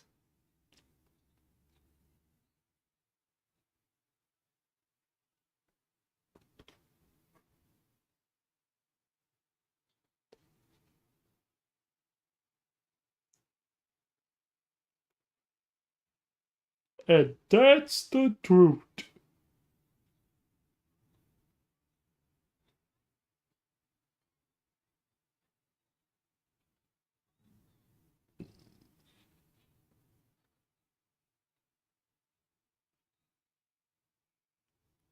Ah, he almost got away with it if he weren't such a fucking absolute useless loser. Yeah, I guess if you're a conspirator, why not just run away? I wonder if that would make a cool episode. Well, like while they're in the middle of talking, one of them just gets away because they're busy explaining shit.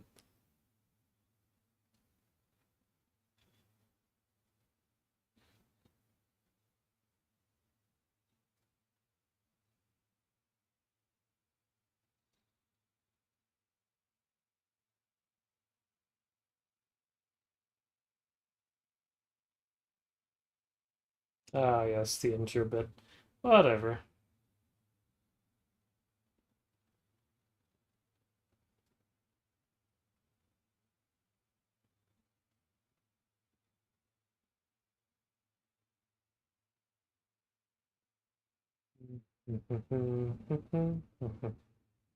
All right, next episode. I like that one.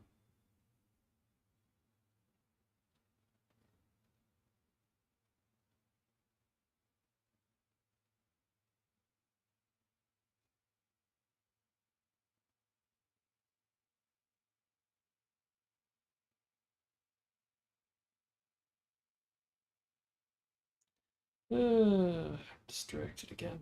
Fucking idiot, me.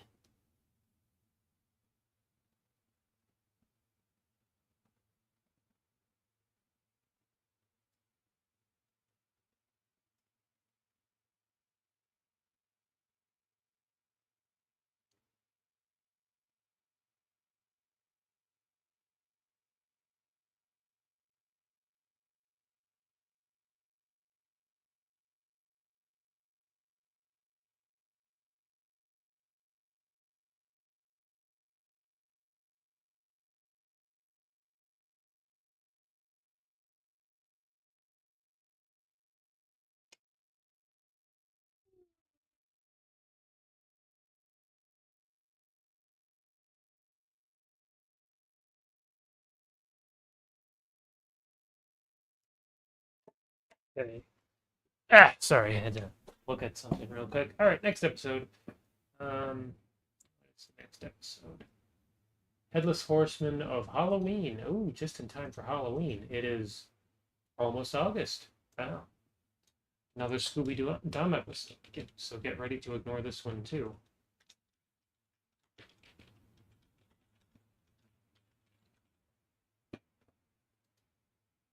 Beep, beep, beep. 3, 2, 1.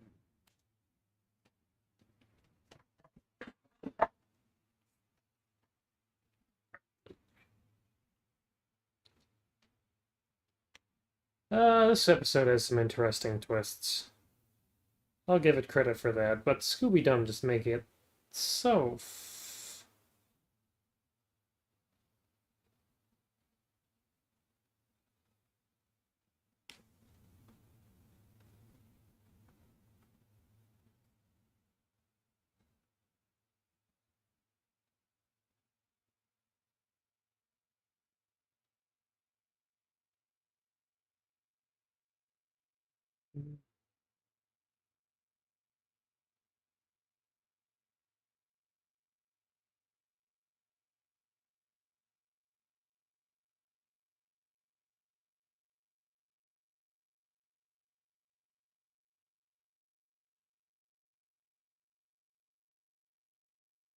What? Why even set up the spooky atmosphere if you're just gonna cut to a party?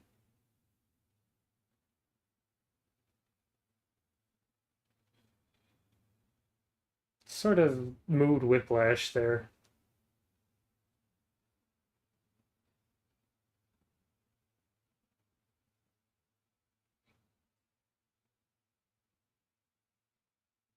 Glutton. I wonder. Oh, I was gonna say if is calling a person a glutton instead of a whore funnier, but then I remembered some people probably have like, you know, eating disorders or some shit like that, and I don't want to deal with that. So I'm not gonna do with that. It was funny for 1 second in my head. Anyhow,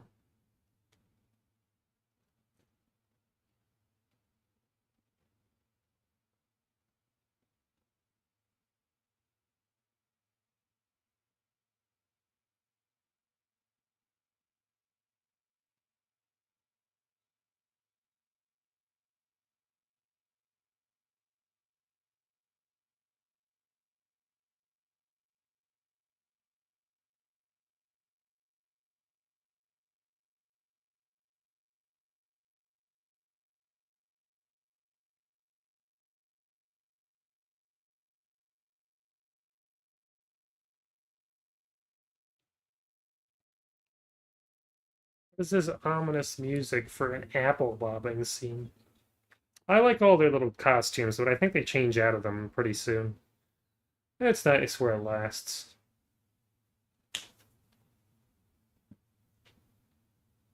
How do you eat in vampire teeth?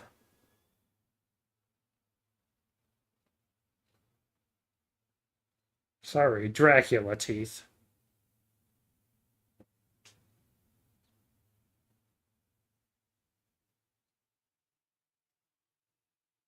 I like how unnecessary it is that the two dogs are in the two-person horse.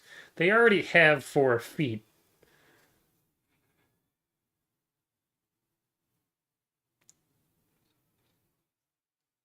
He has a pumpkin head.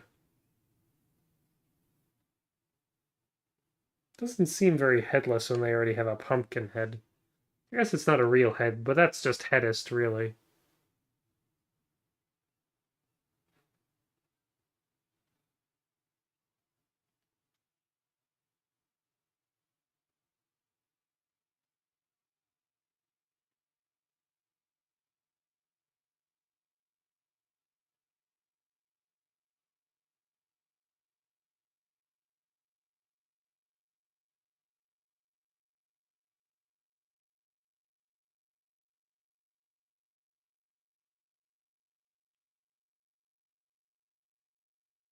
Oh my god, Josie.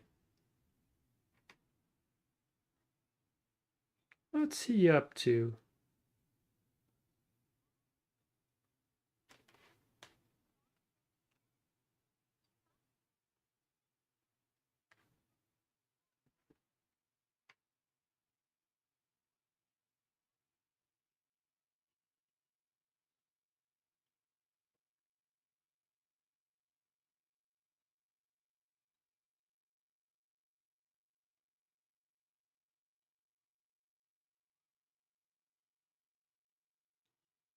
Is Beth Crane a furry?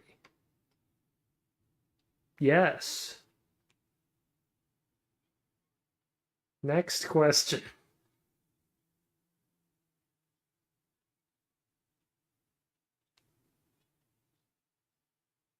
Nobody knows where the fuck Hessian is.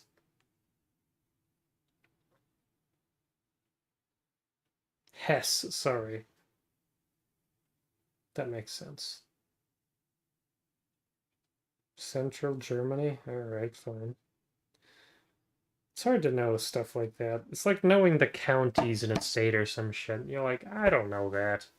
Unless you live nearby, you're not gonna know that. Imagine wasting so much of your fucking headspace on various useless pieces of information.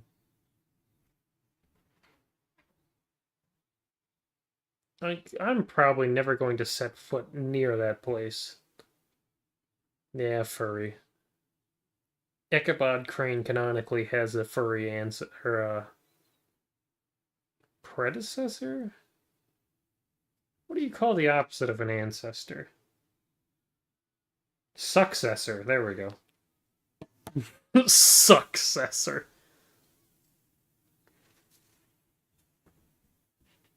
Like a clown.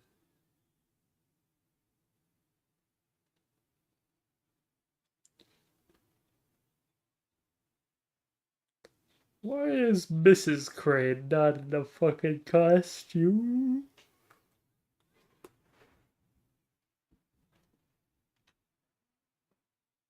Probably a cloak or something. His appearance isn't that exciting, but Tish.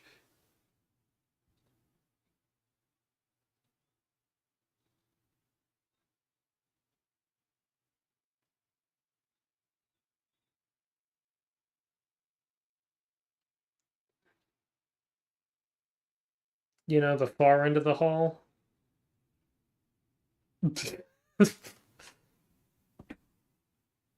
Fear mongering fool. It's a fucking bowling ball.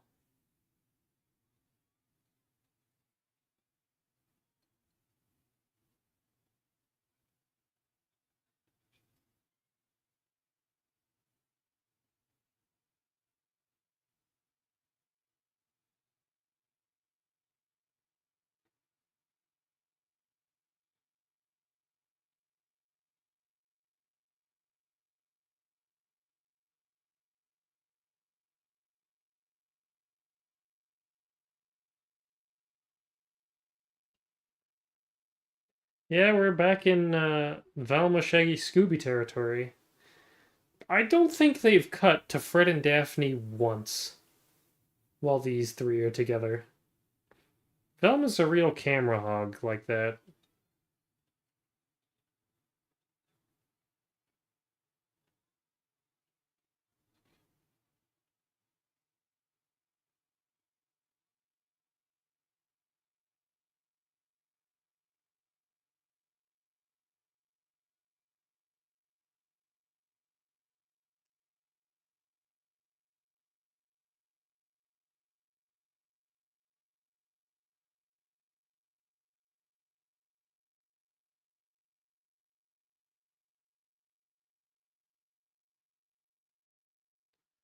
Heavy amount of shenanigans in this early part.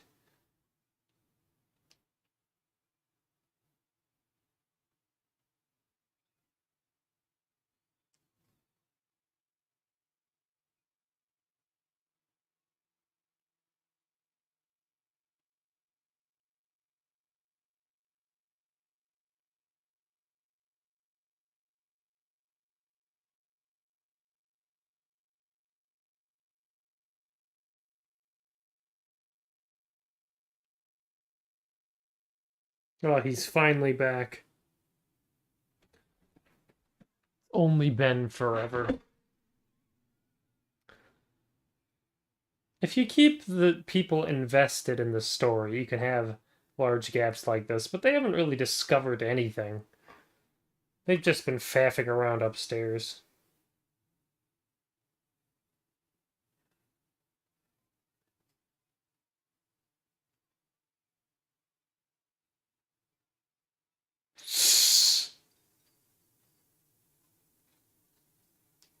I like that stupid joke. 180. That was a 360 head turn. You don't even get those. Bro just broke his own neck.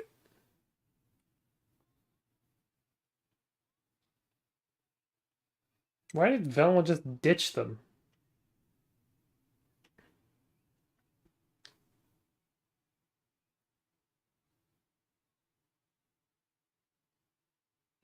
Daphne really has nothing to do. They try to keep her off screen as much as possible. It's sad, really.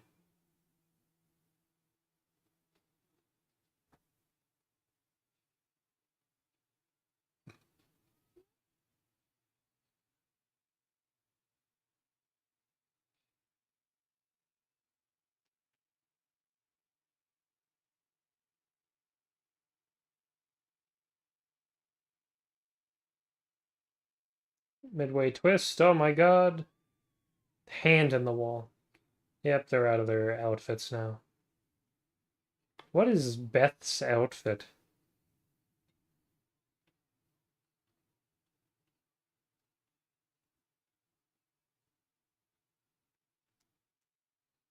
Is that a pride flag? Let's find out. Teal and not teak. Teak is a fucking wood.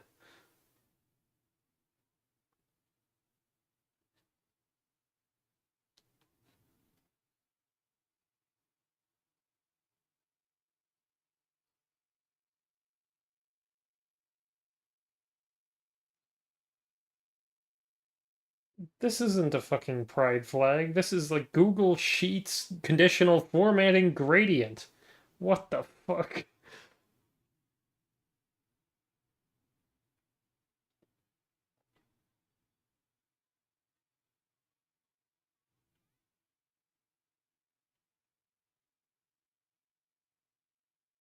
Abrosexual.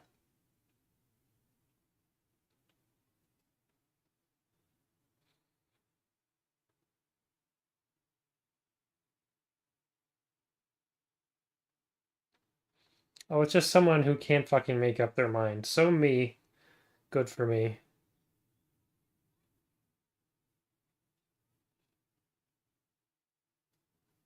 Thank you, red herring.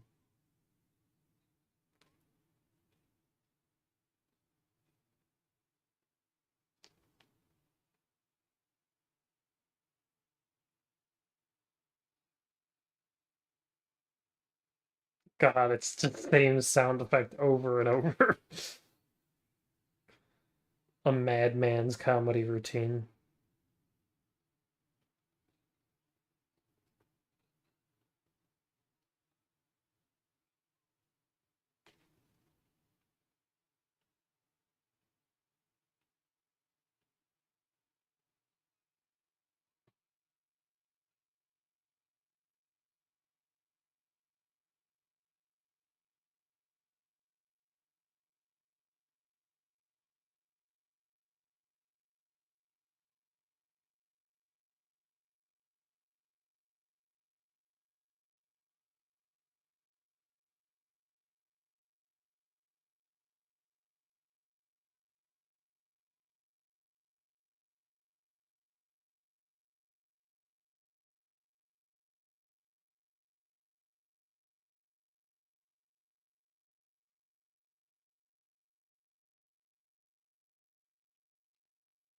I do like this.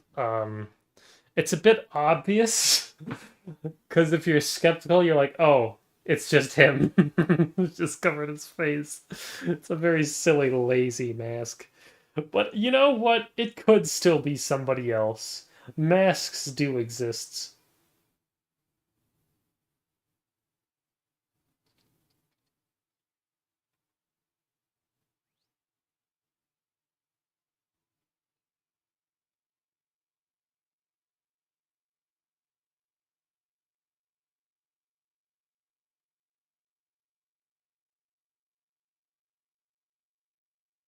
Nobody would want a picture of him. Sorry, it's so bland. Ugh, I fucking hate myself.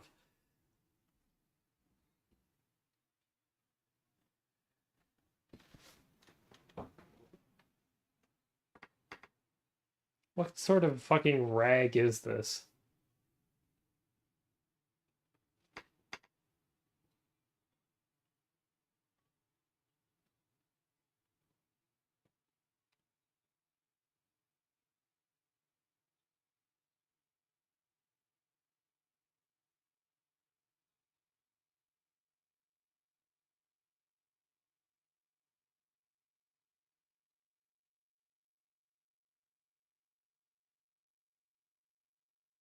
I like how I don't know if I like how he fell less light. He should have committed to the bit.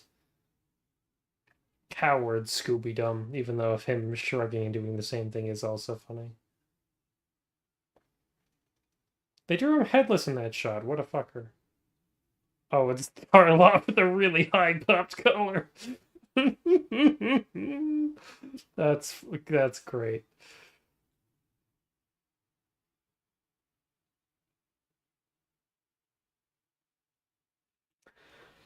Ah, I love the red herrings. They are my favorite characters in Scooby-Doo. Aside from the parrot is the best. I always remember Tarloff for whatever reason. It's his voice.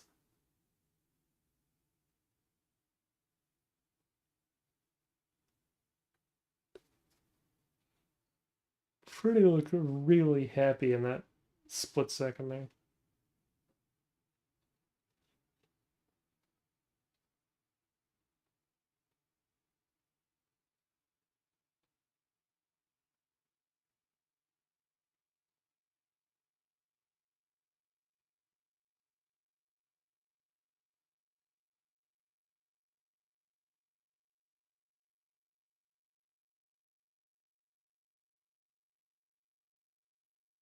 You know, I do like dead ends and mysteries. This is a good scene, even if I always forget it exists.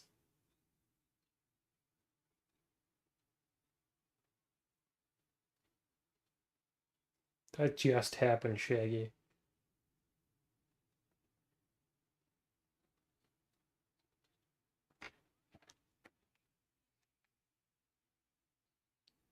What is where the way they were standing?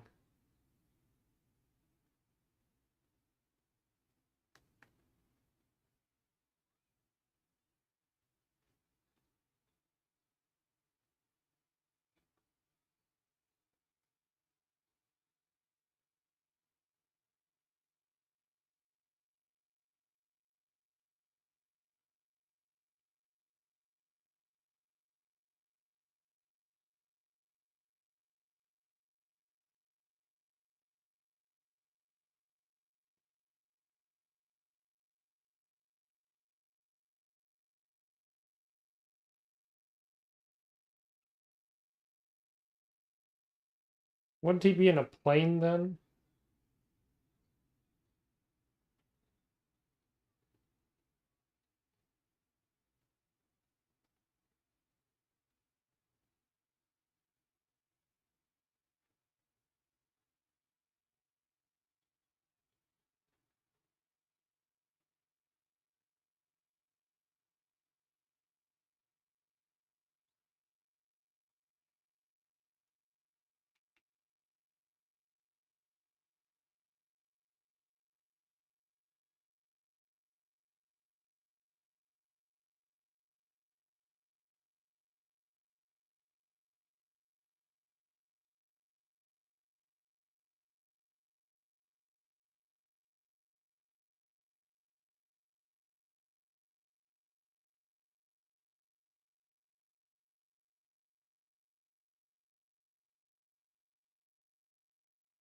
Another plane finale.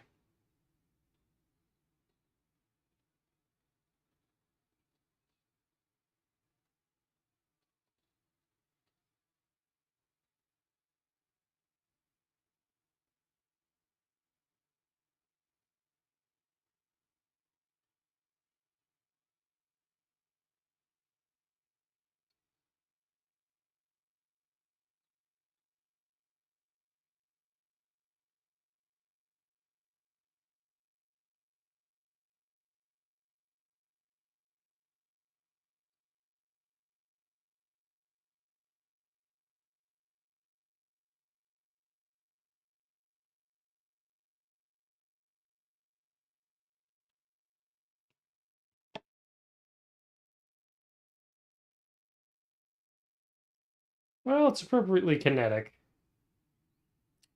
Do we really need so many shots of Scooby-Doo on the ground? We get it. He has a stupid net.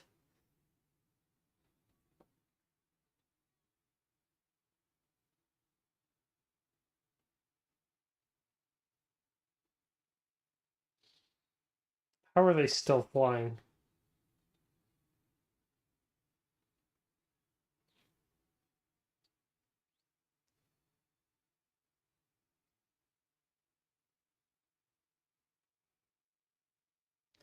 You know, Uncle Leon looks like a Simpsons character. If you were just yellow, you couldn't tell them apart. My question is, why didn't Shaggy let go when he was, running on the ground? Oh, sorry, Uncle Elwood. Leon is in the second season. Evil uncles is another theme.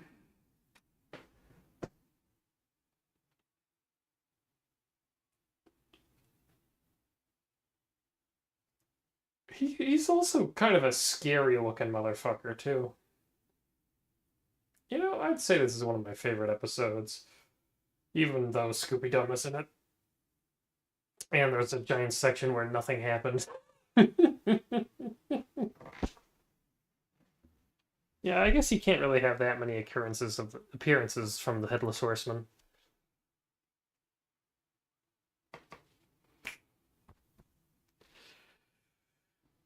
You will now stop.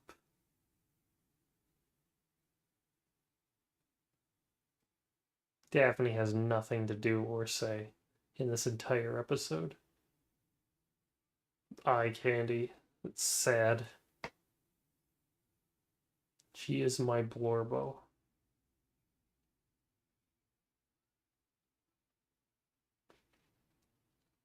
That is an adequately slow read. Shaggy seems like the type of person who barely knows how to read. Dropped out in the third grade. Nah, he wouldn't drop out. He would just want the free lunch in the middle. That's all he's there for.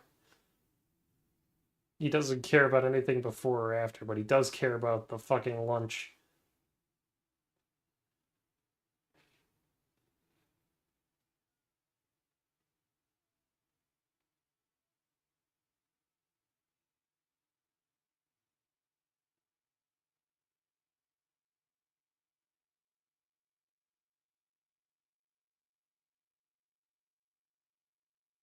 It's in a chlorinated pool. What the fuck is wrong with them? Where is the sense? Where's the dollars, madam? Alright. Final episode of the night. Scared a Lot in Camelot. It's not actually Camelot, it's just a castle. Don't be fooled by titles. It's just clickbait. It's about to be Sacred a Lot. Before then, we're gonna brief BRB.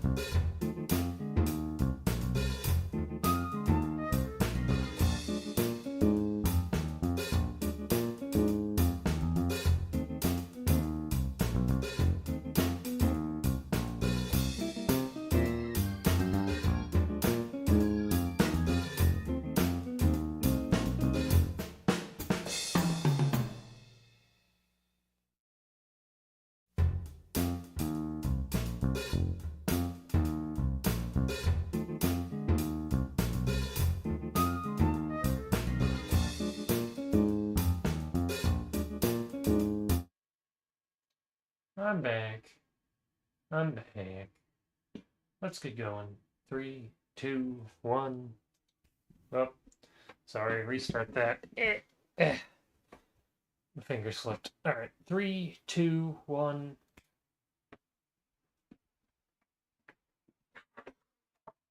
The mouse wasn't over the play button appropriately.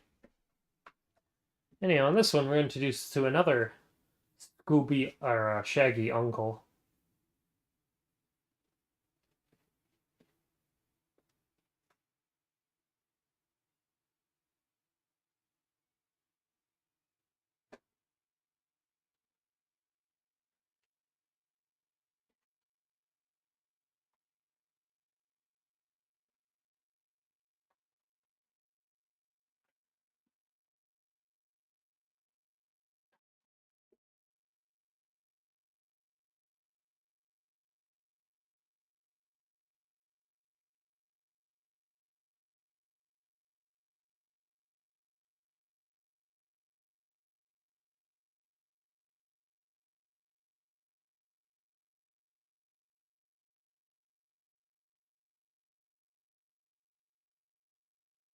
Yes, bats.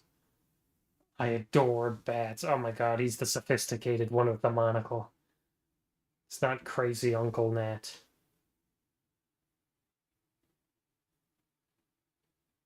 Don't even get to see him. Hmm. They sure are focusing a lot on this magician. Hmm.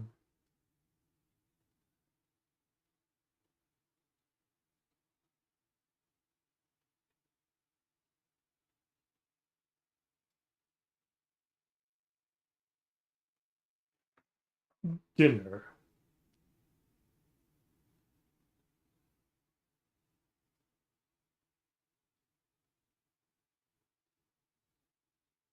Why does he need two volunteers for this?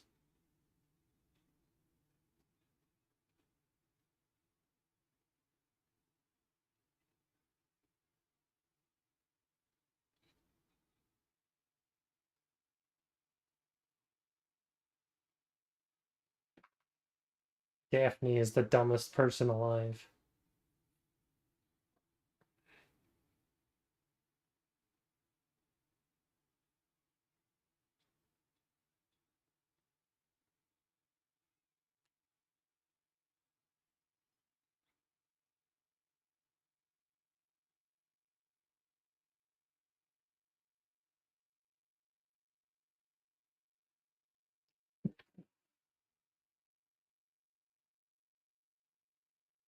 Ooh, hiss. Oh.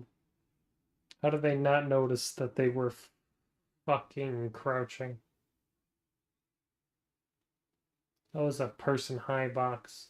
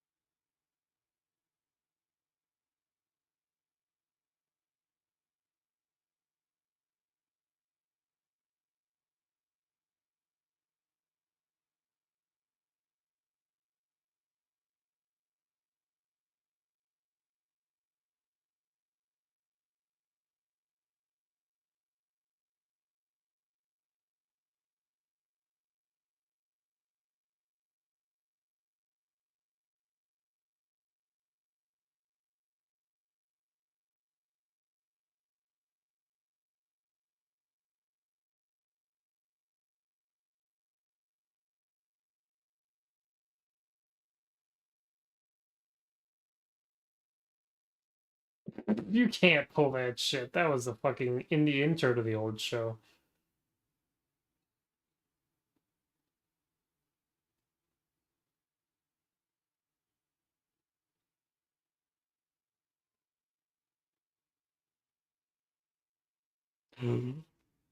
Go.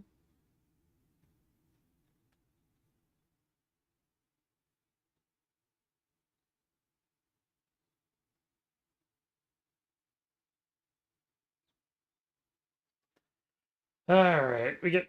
Oh god, no, they've reused villains so many times. You know, it's the Black Knight, and also Merlin. Oh my god, he's so loud.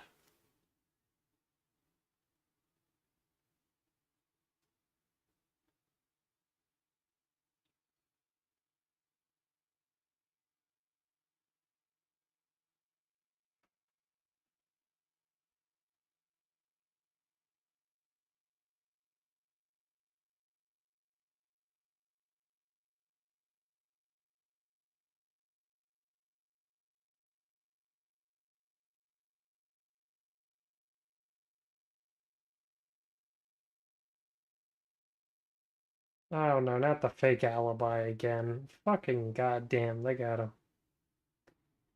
They got him.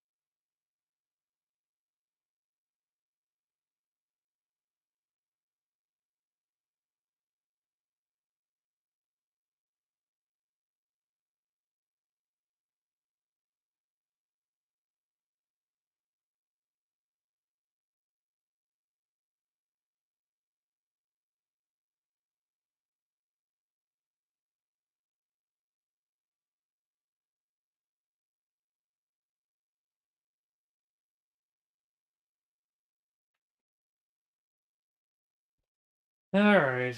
Here's another. This is more of a tropey episode than it is.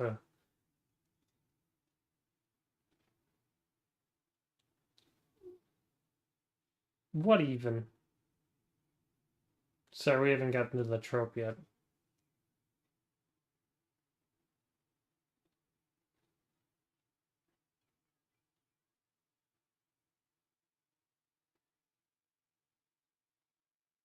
Eh,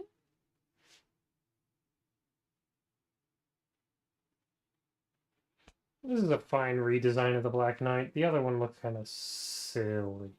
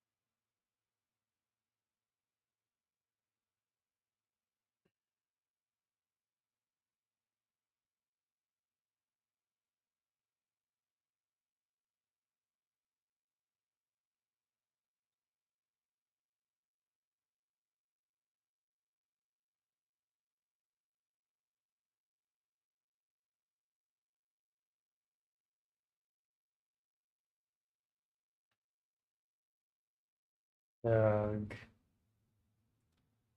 there's anyone that knows how to do hypnosis right, it's this shit.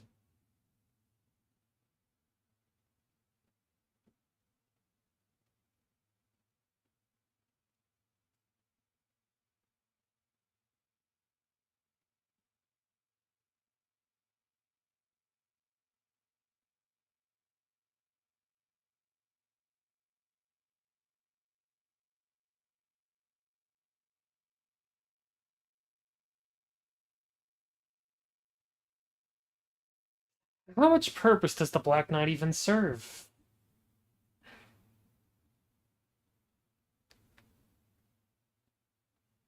Oh my god, they're evil now.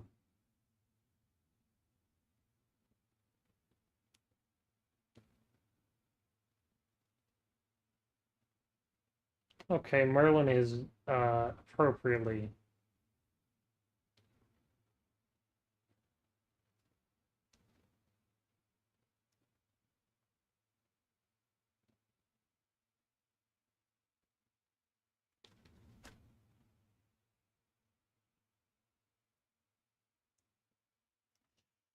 Ugh.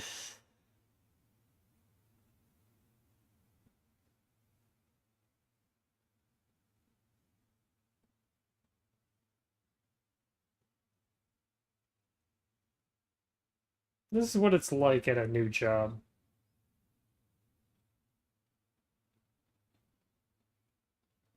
His name is Shagworthy. I just realized that now. Oh my god.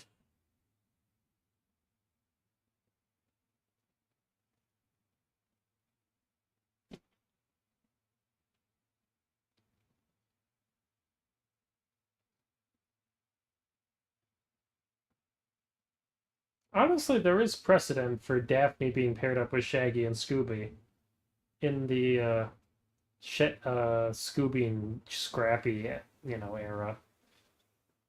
So it wouldn't be too unrealistic to pair those three together.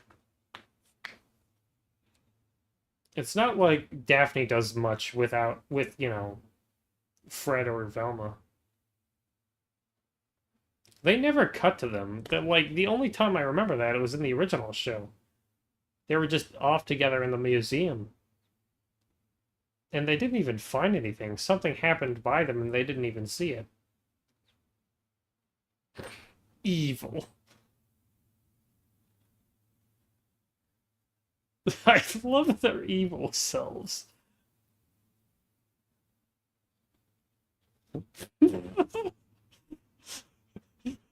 The stupid grins. What could they possibly be up to?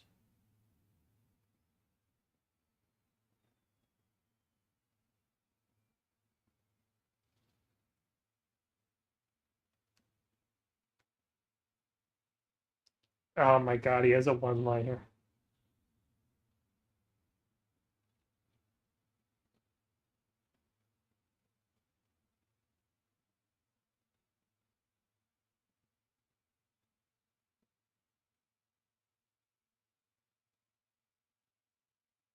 Ah, yes.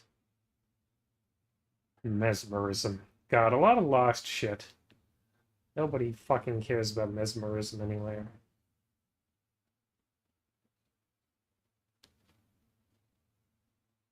Animal magnetism. Holy shit.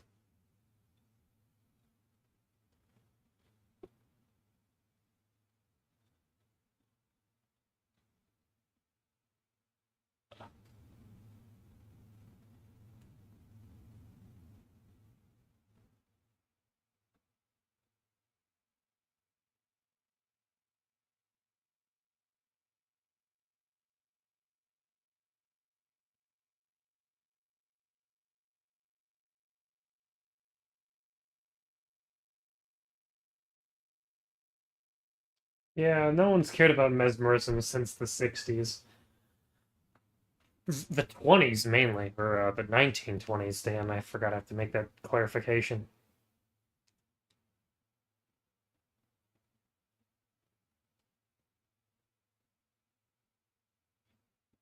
Of fucking course, Uncle Shagworthy has a fucking sex dungeon.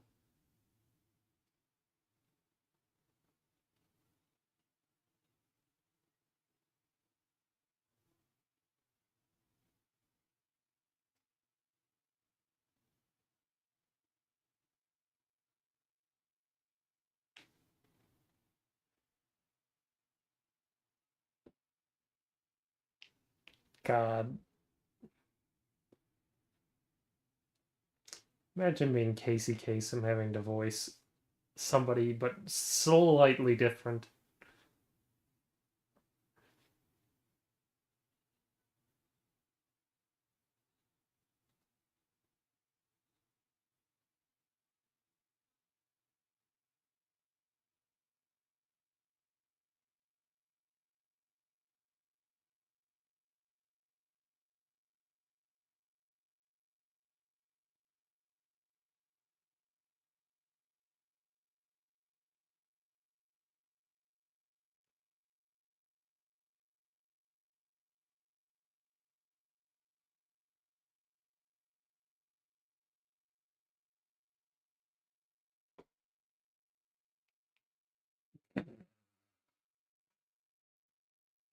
Daphne takes everything at face value as well.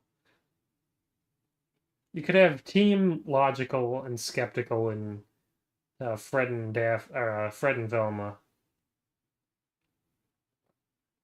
Then you could have Team Fuck Ass with Daphne, Shaggy, and Scooby.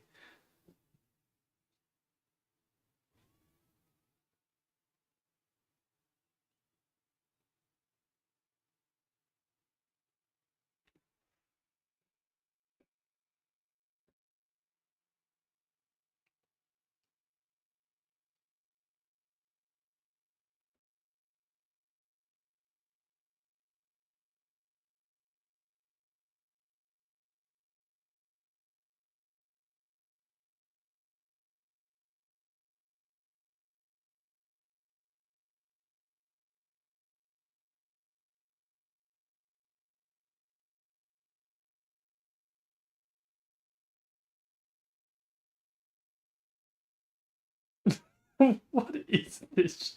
Fucking kill these dumbass.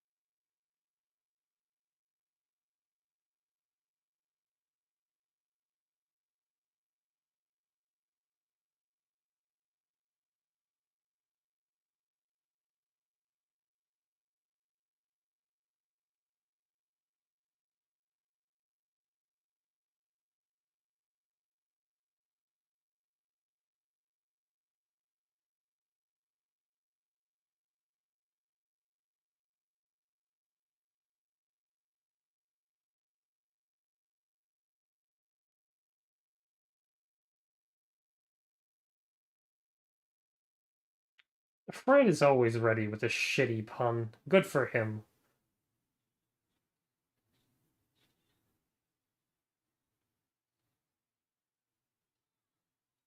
I like slamming a door and being somewhere else. Oh my god. Damn it, I wanted to murder you. Fuck.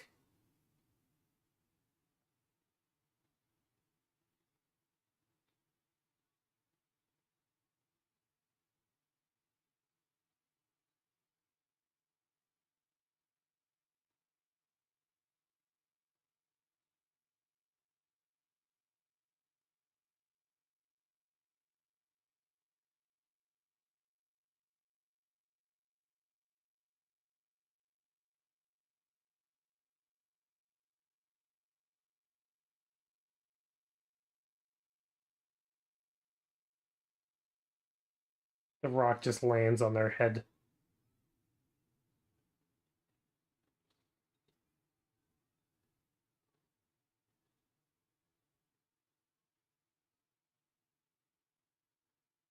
Good. Nose noise should only be shitty car horn.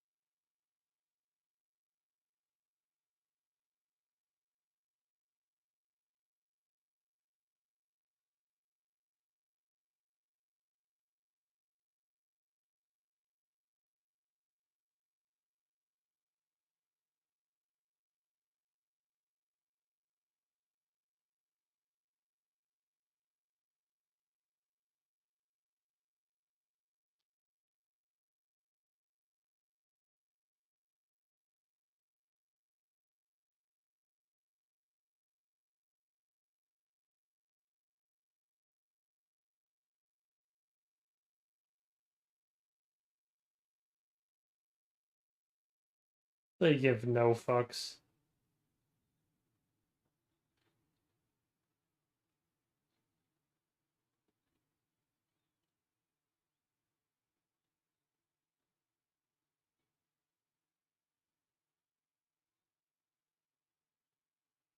Every house needs an automatic haunting contraption. Shuts random doors, opens trap doors. Good squish. They have too many bits in this episode. I think it's a bit much.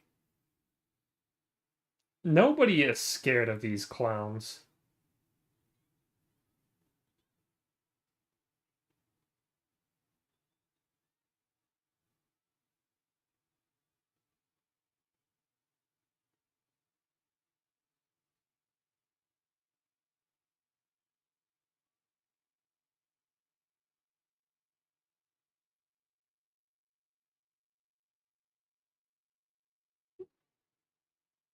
Oh my God, Daphne. She is pissed. She had one chance to do something that anyone else could do. She has no exclusives. She's like fucking Luigi. No, wait, even Luigi can jump high.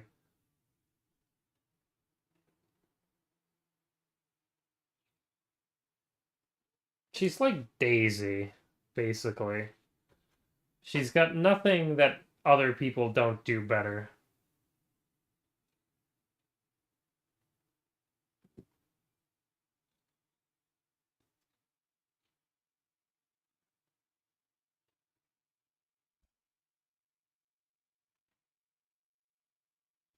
Dark fucker. The double disguise. Wait, was Zarko Clarence the whole time?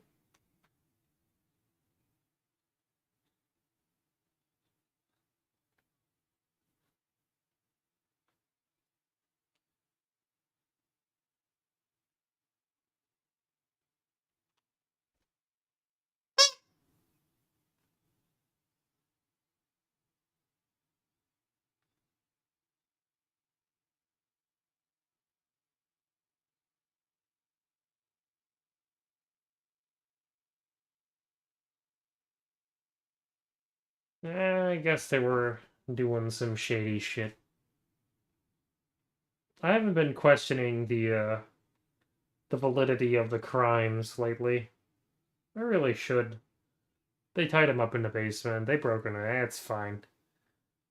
Uncle Elwood stole a fucking necklace. Watt got he kept vandalizing the power plant to cheap spooky land, you know.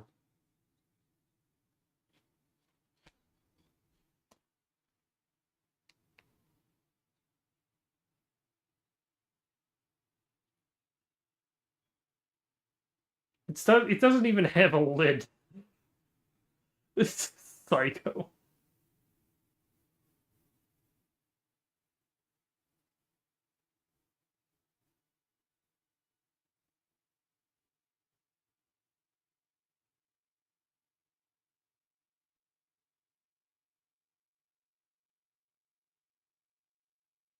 Well, that's the episode for the night.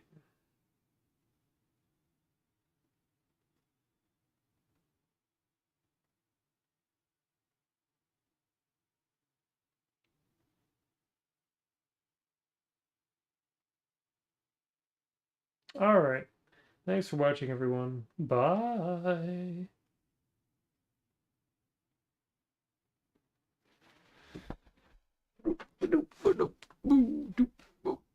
Oh, God.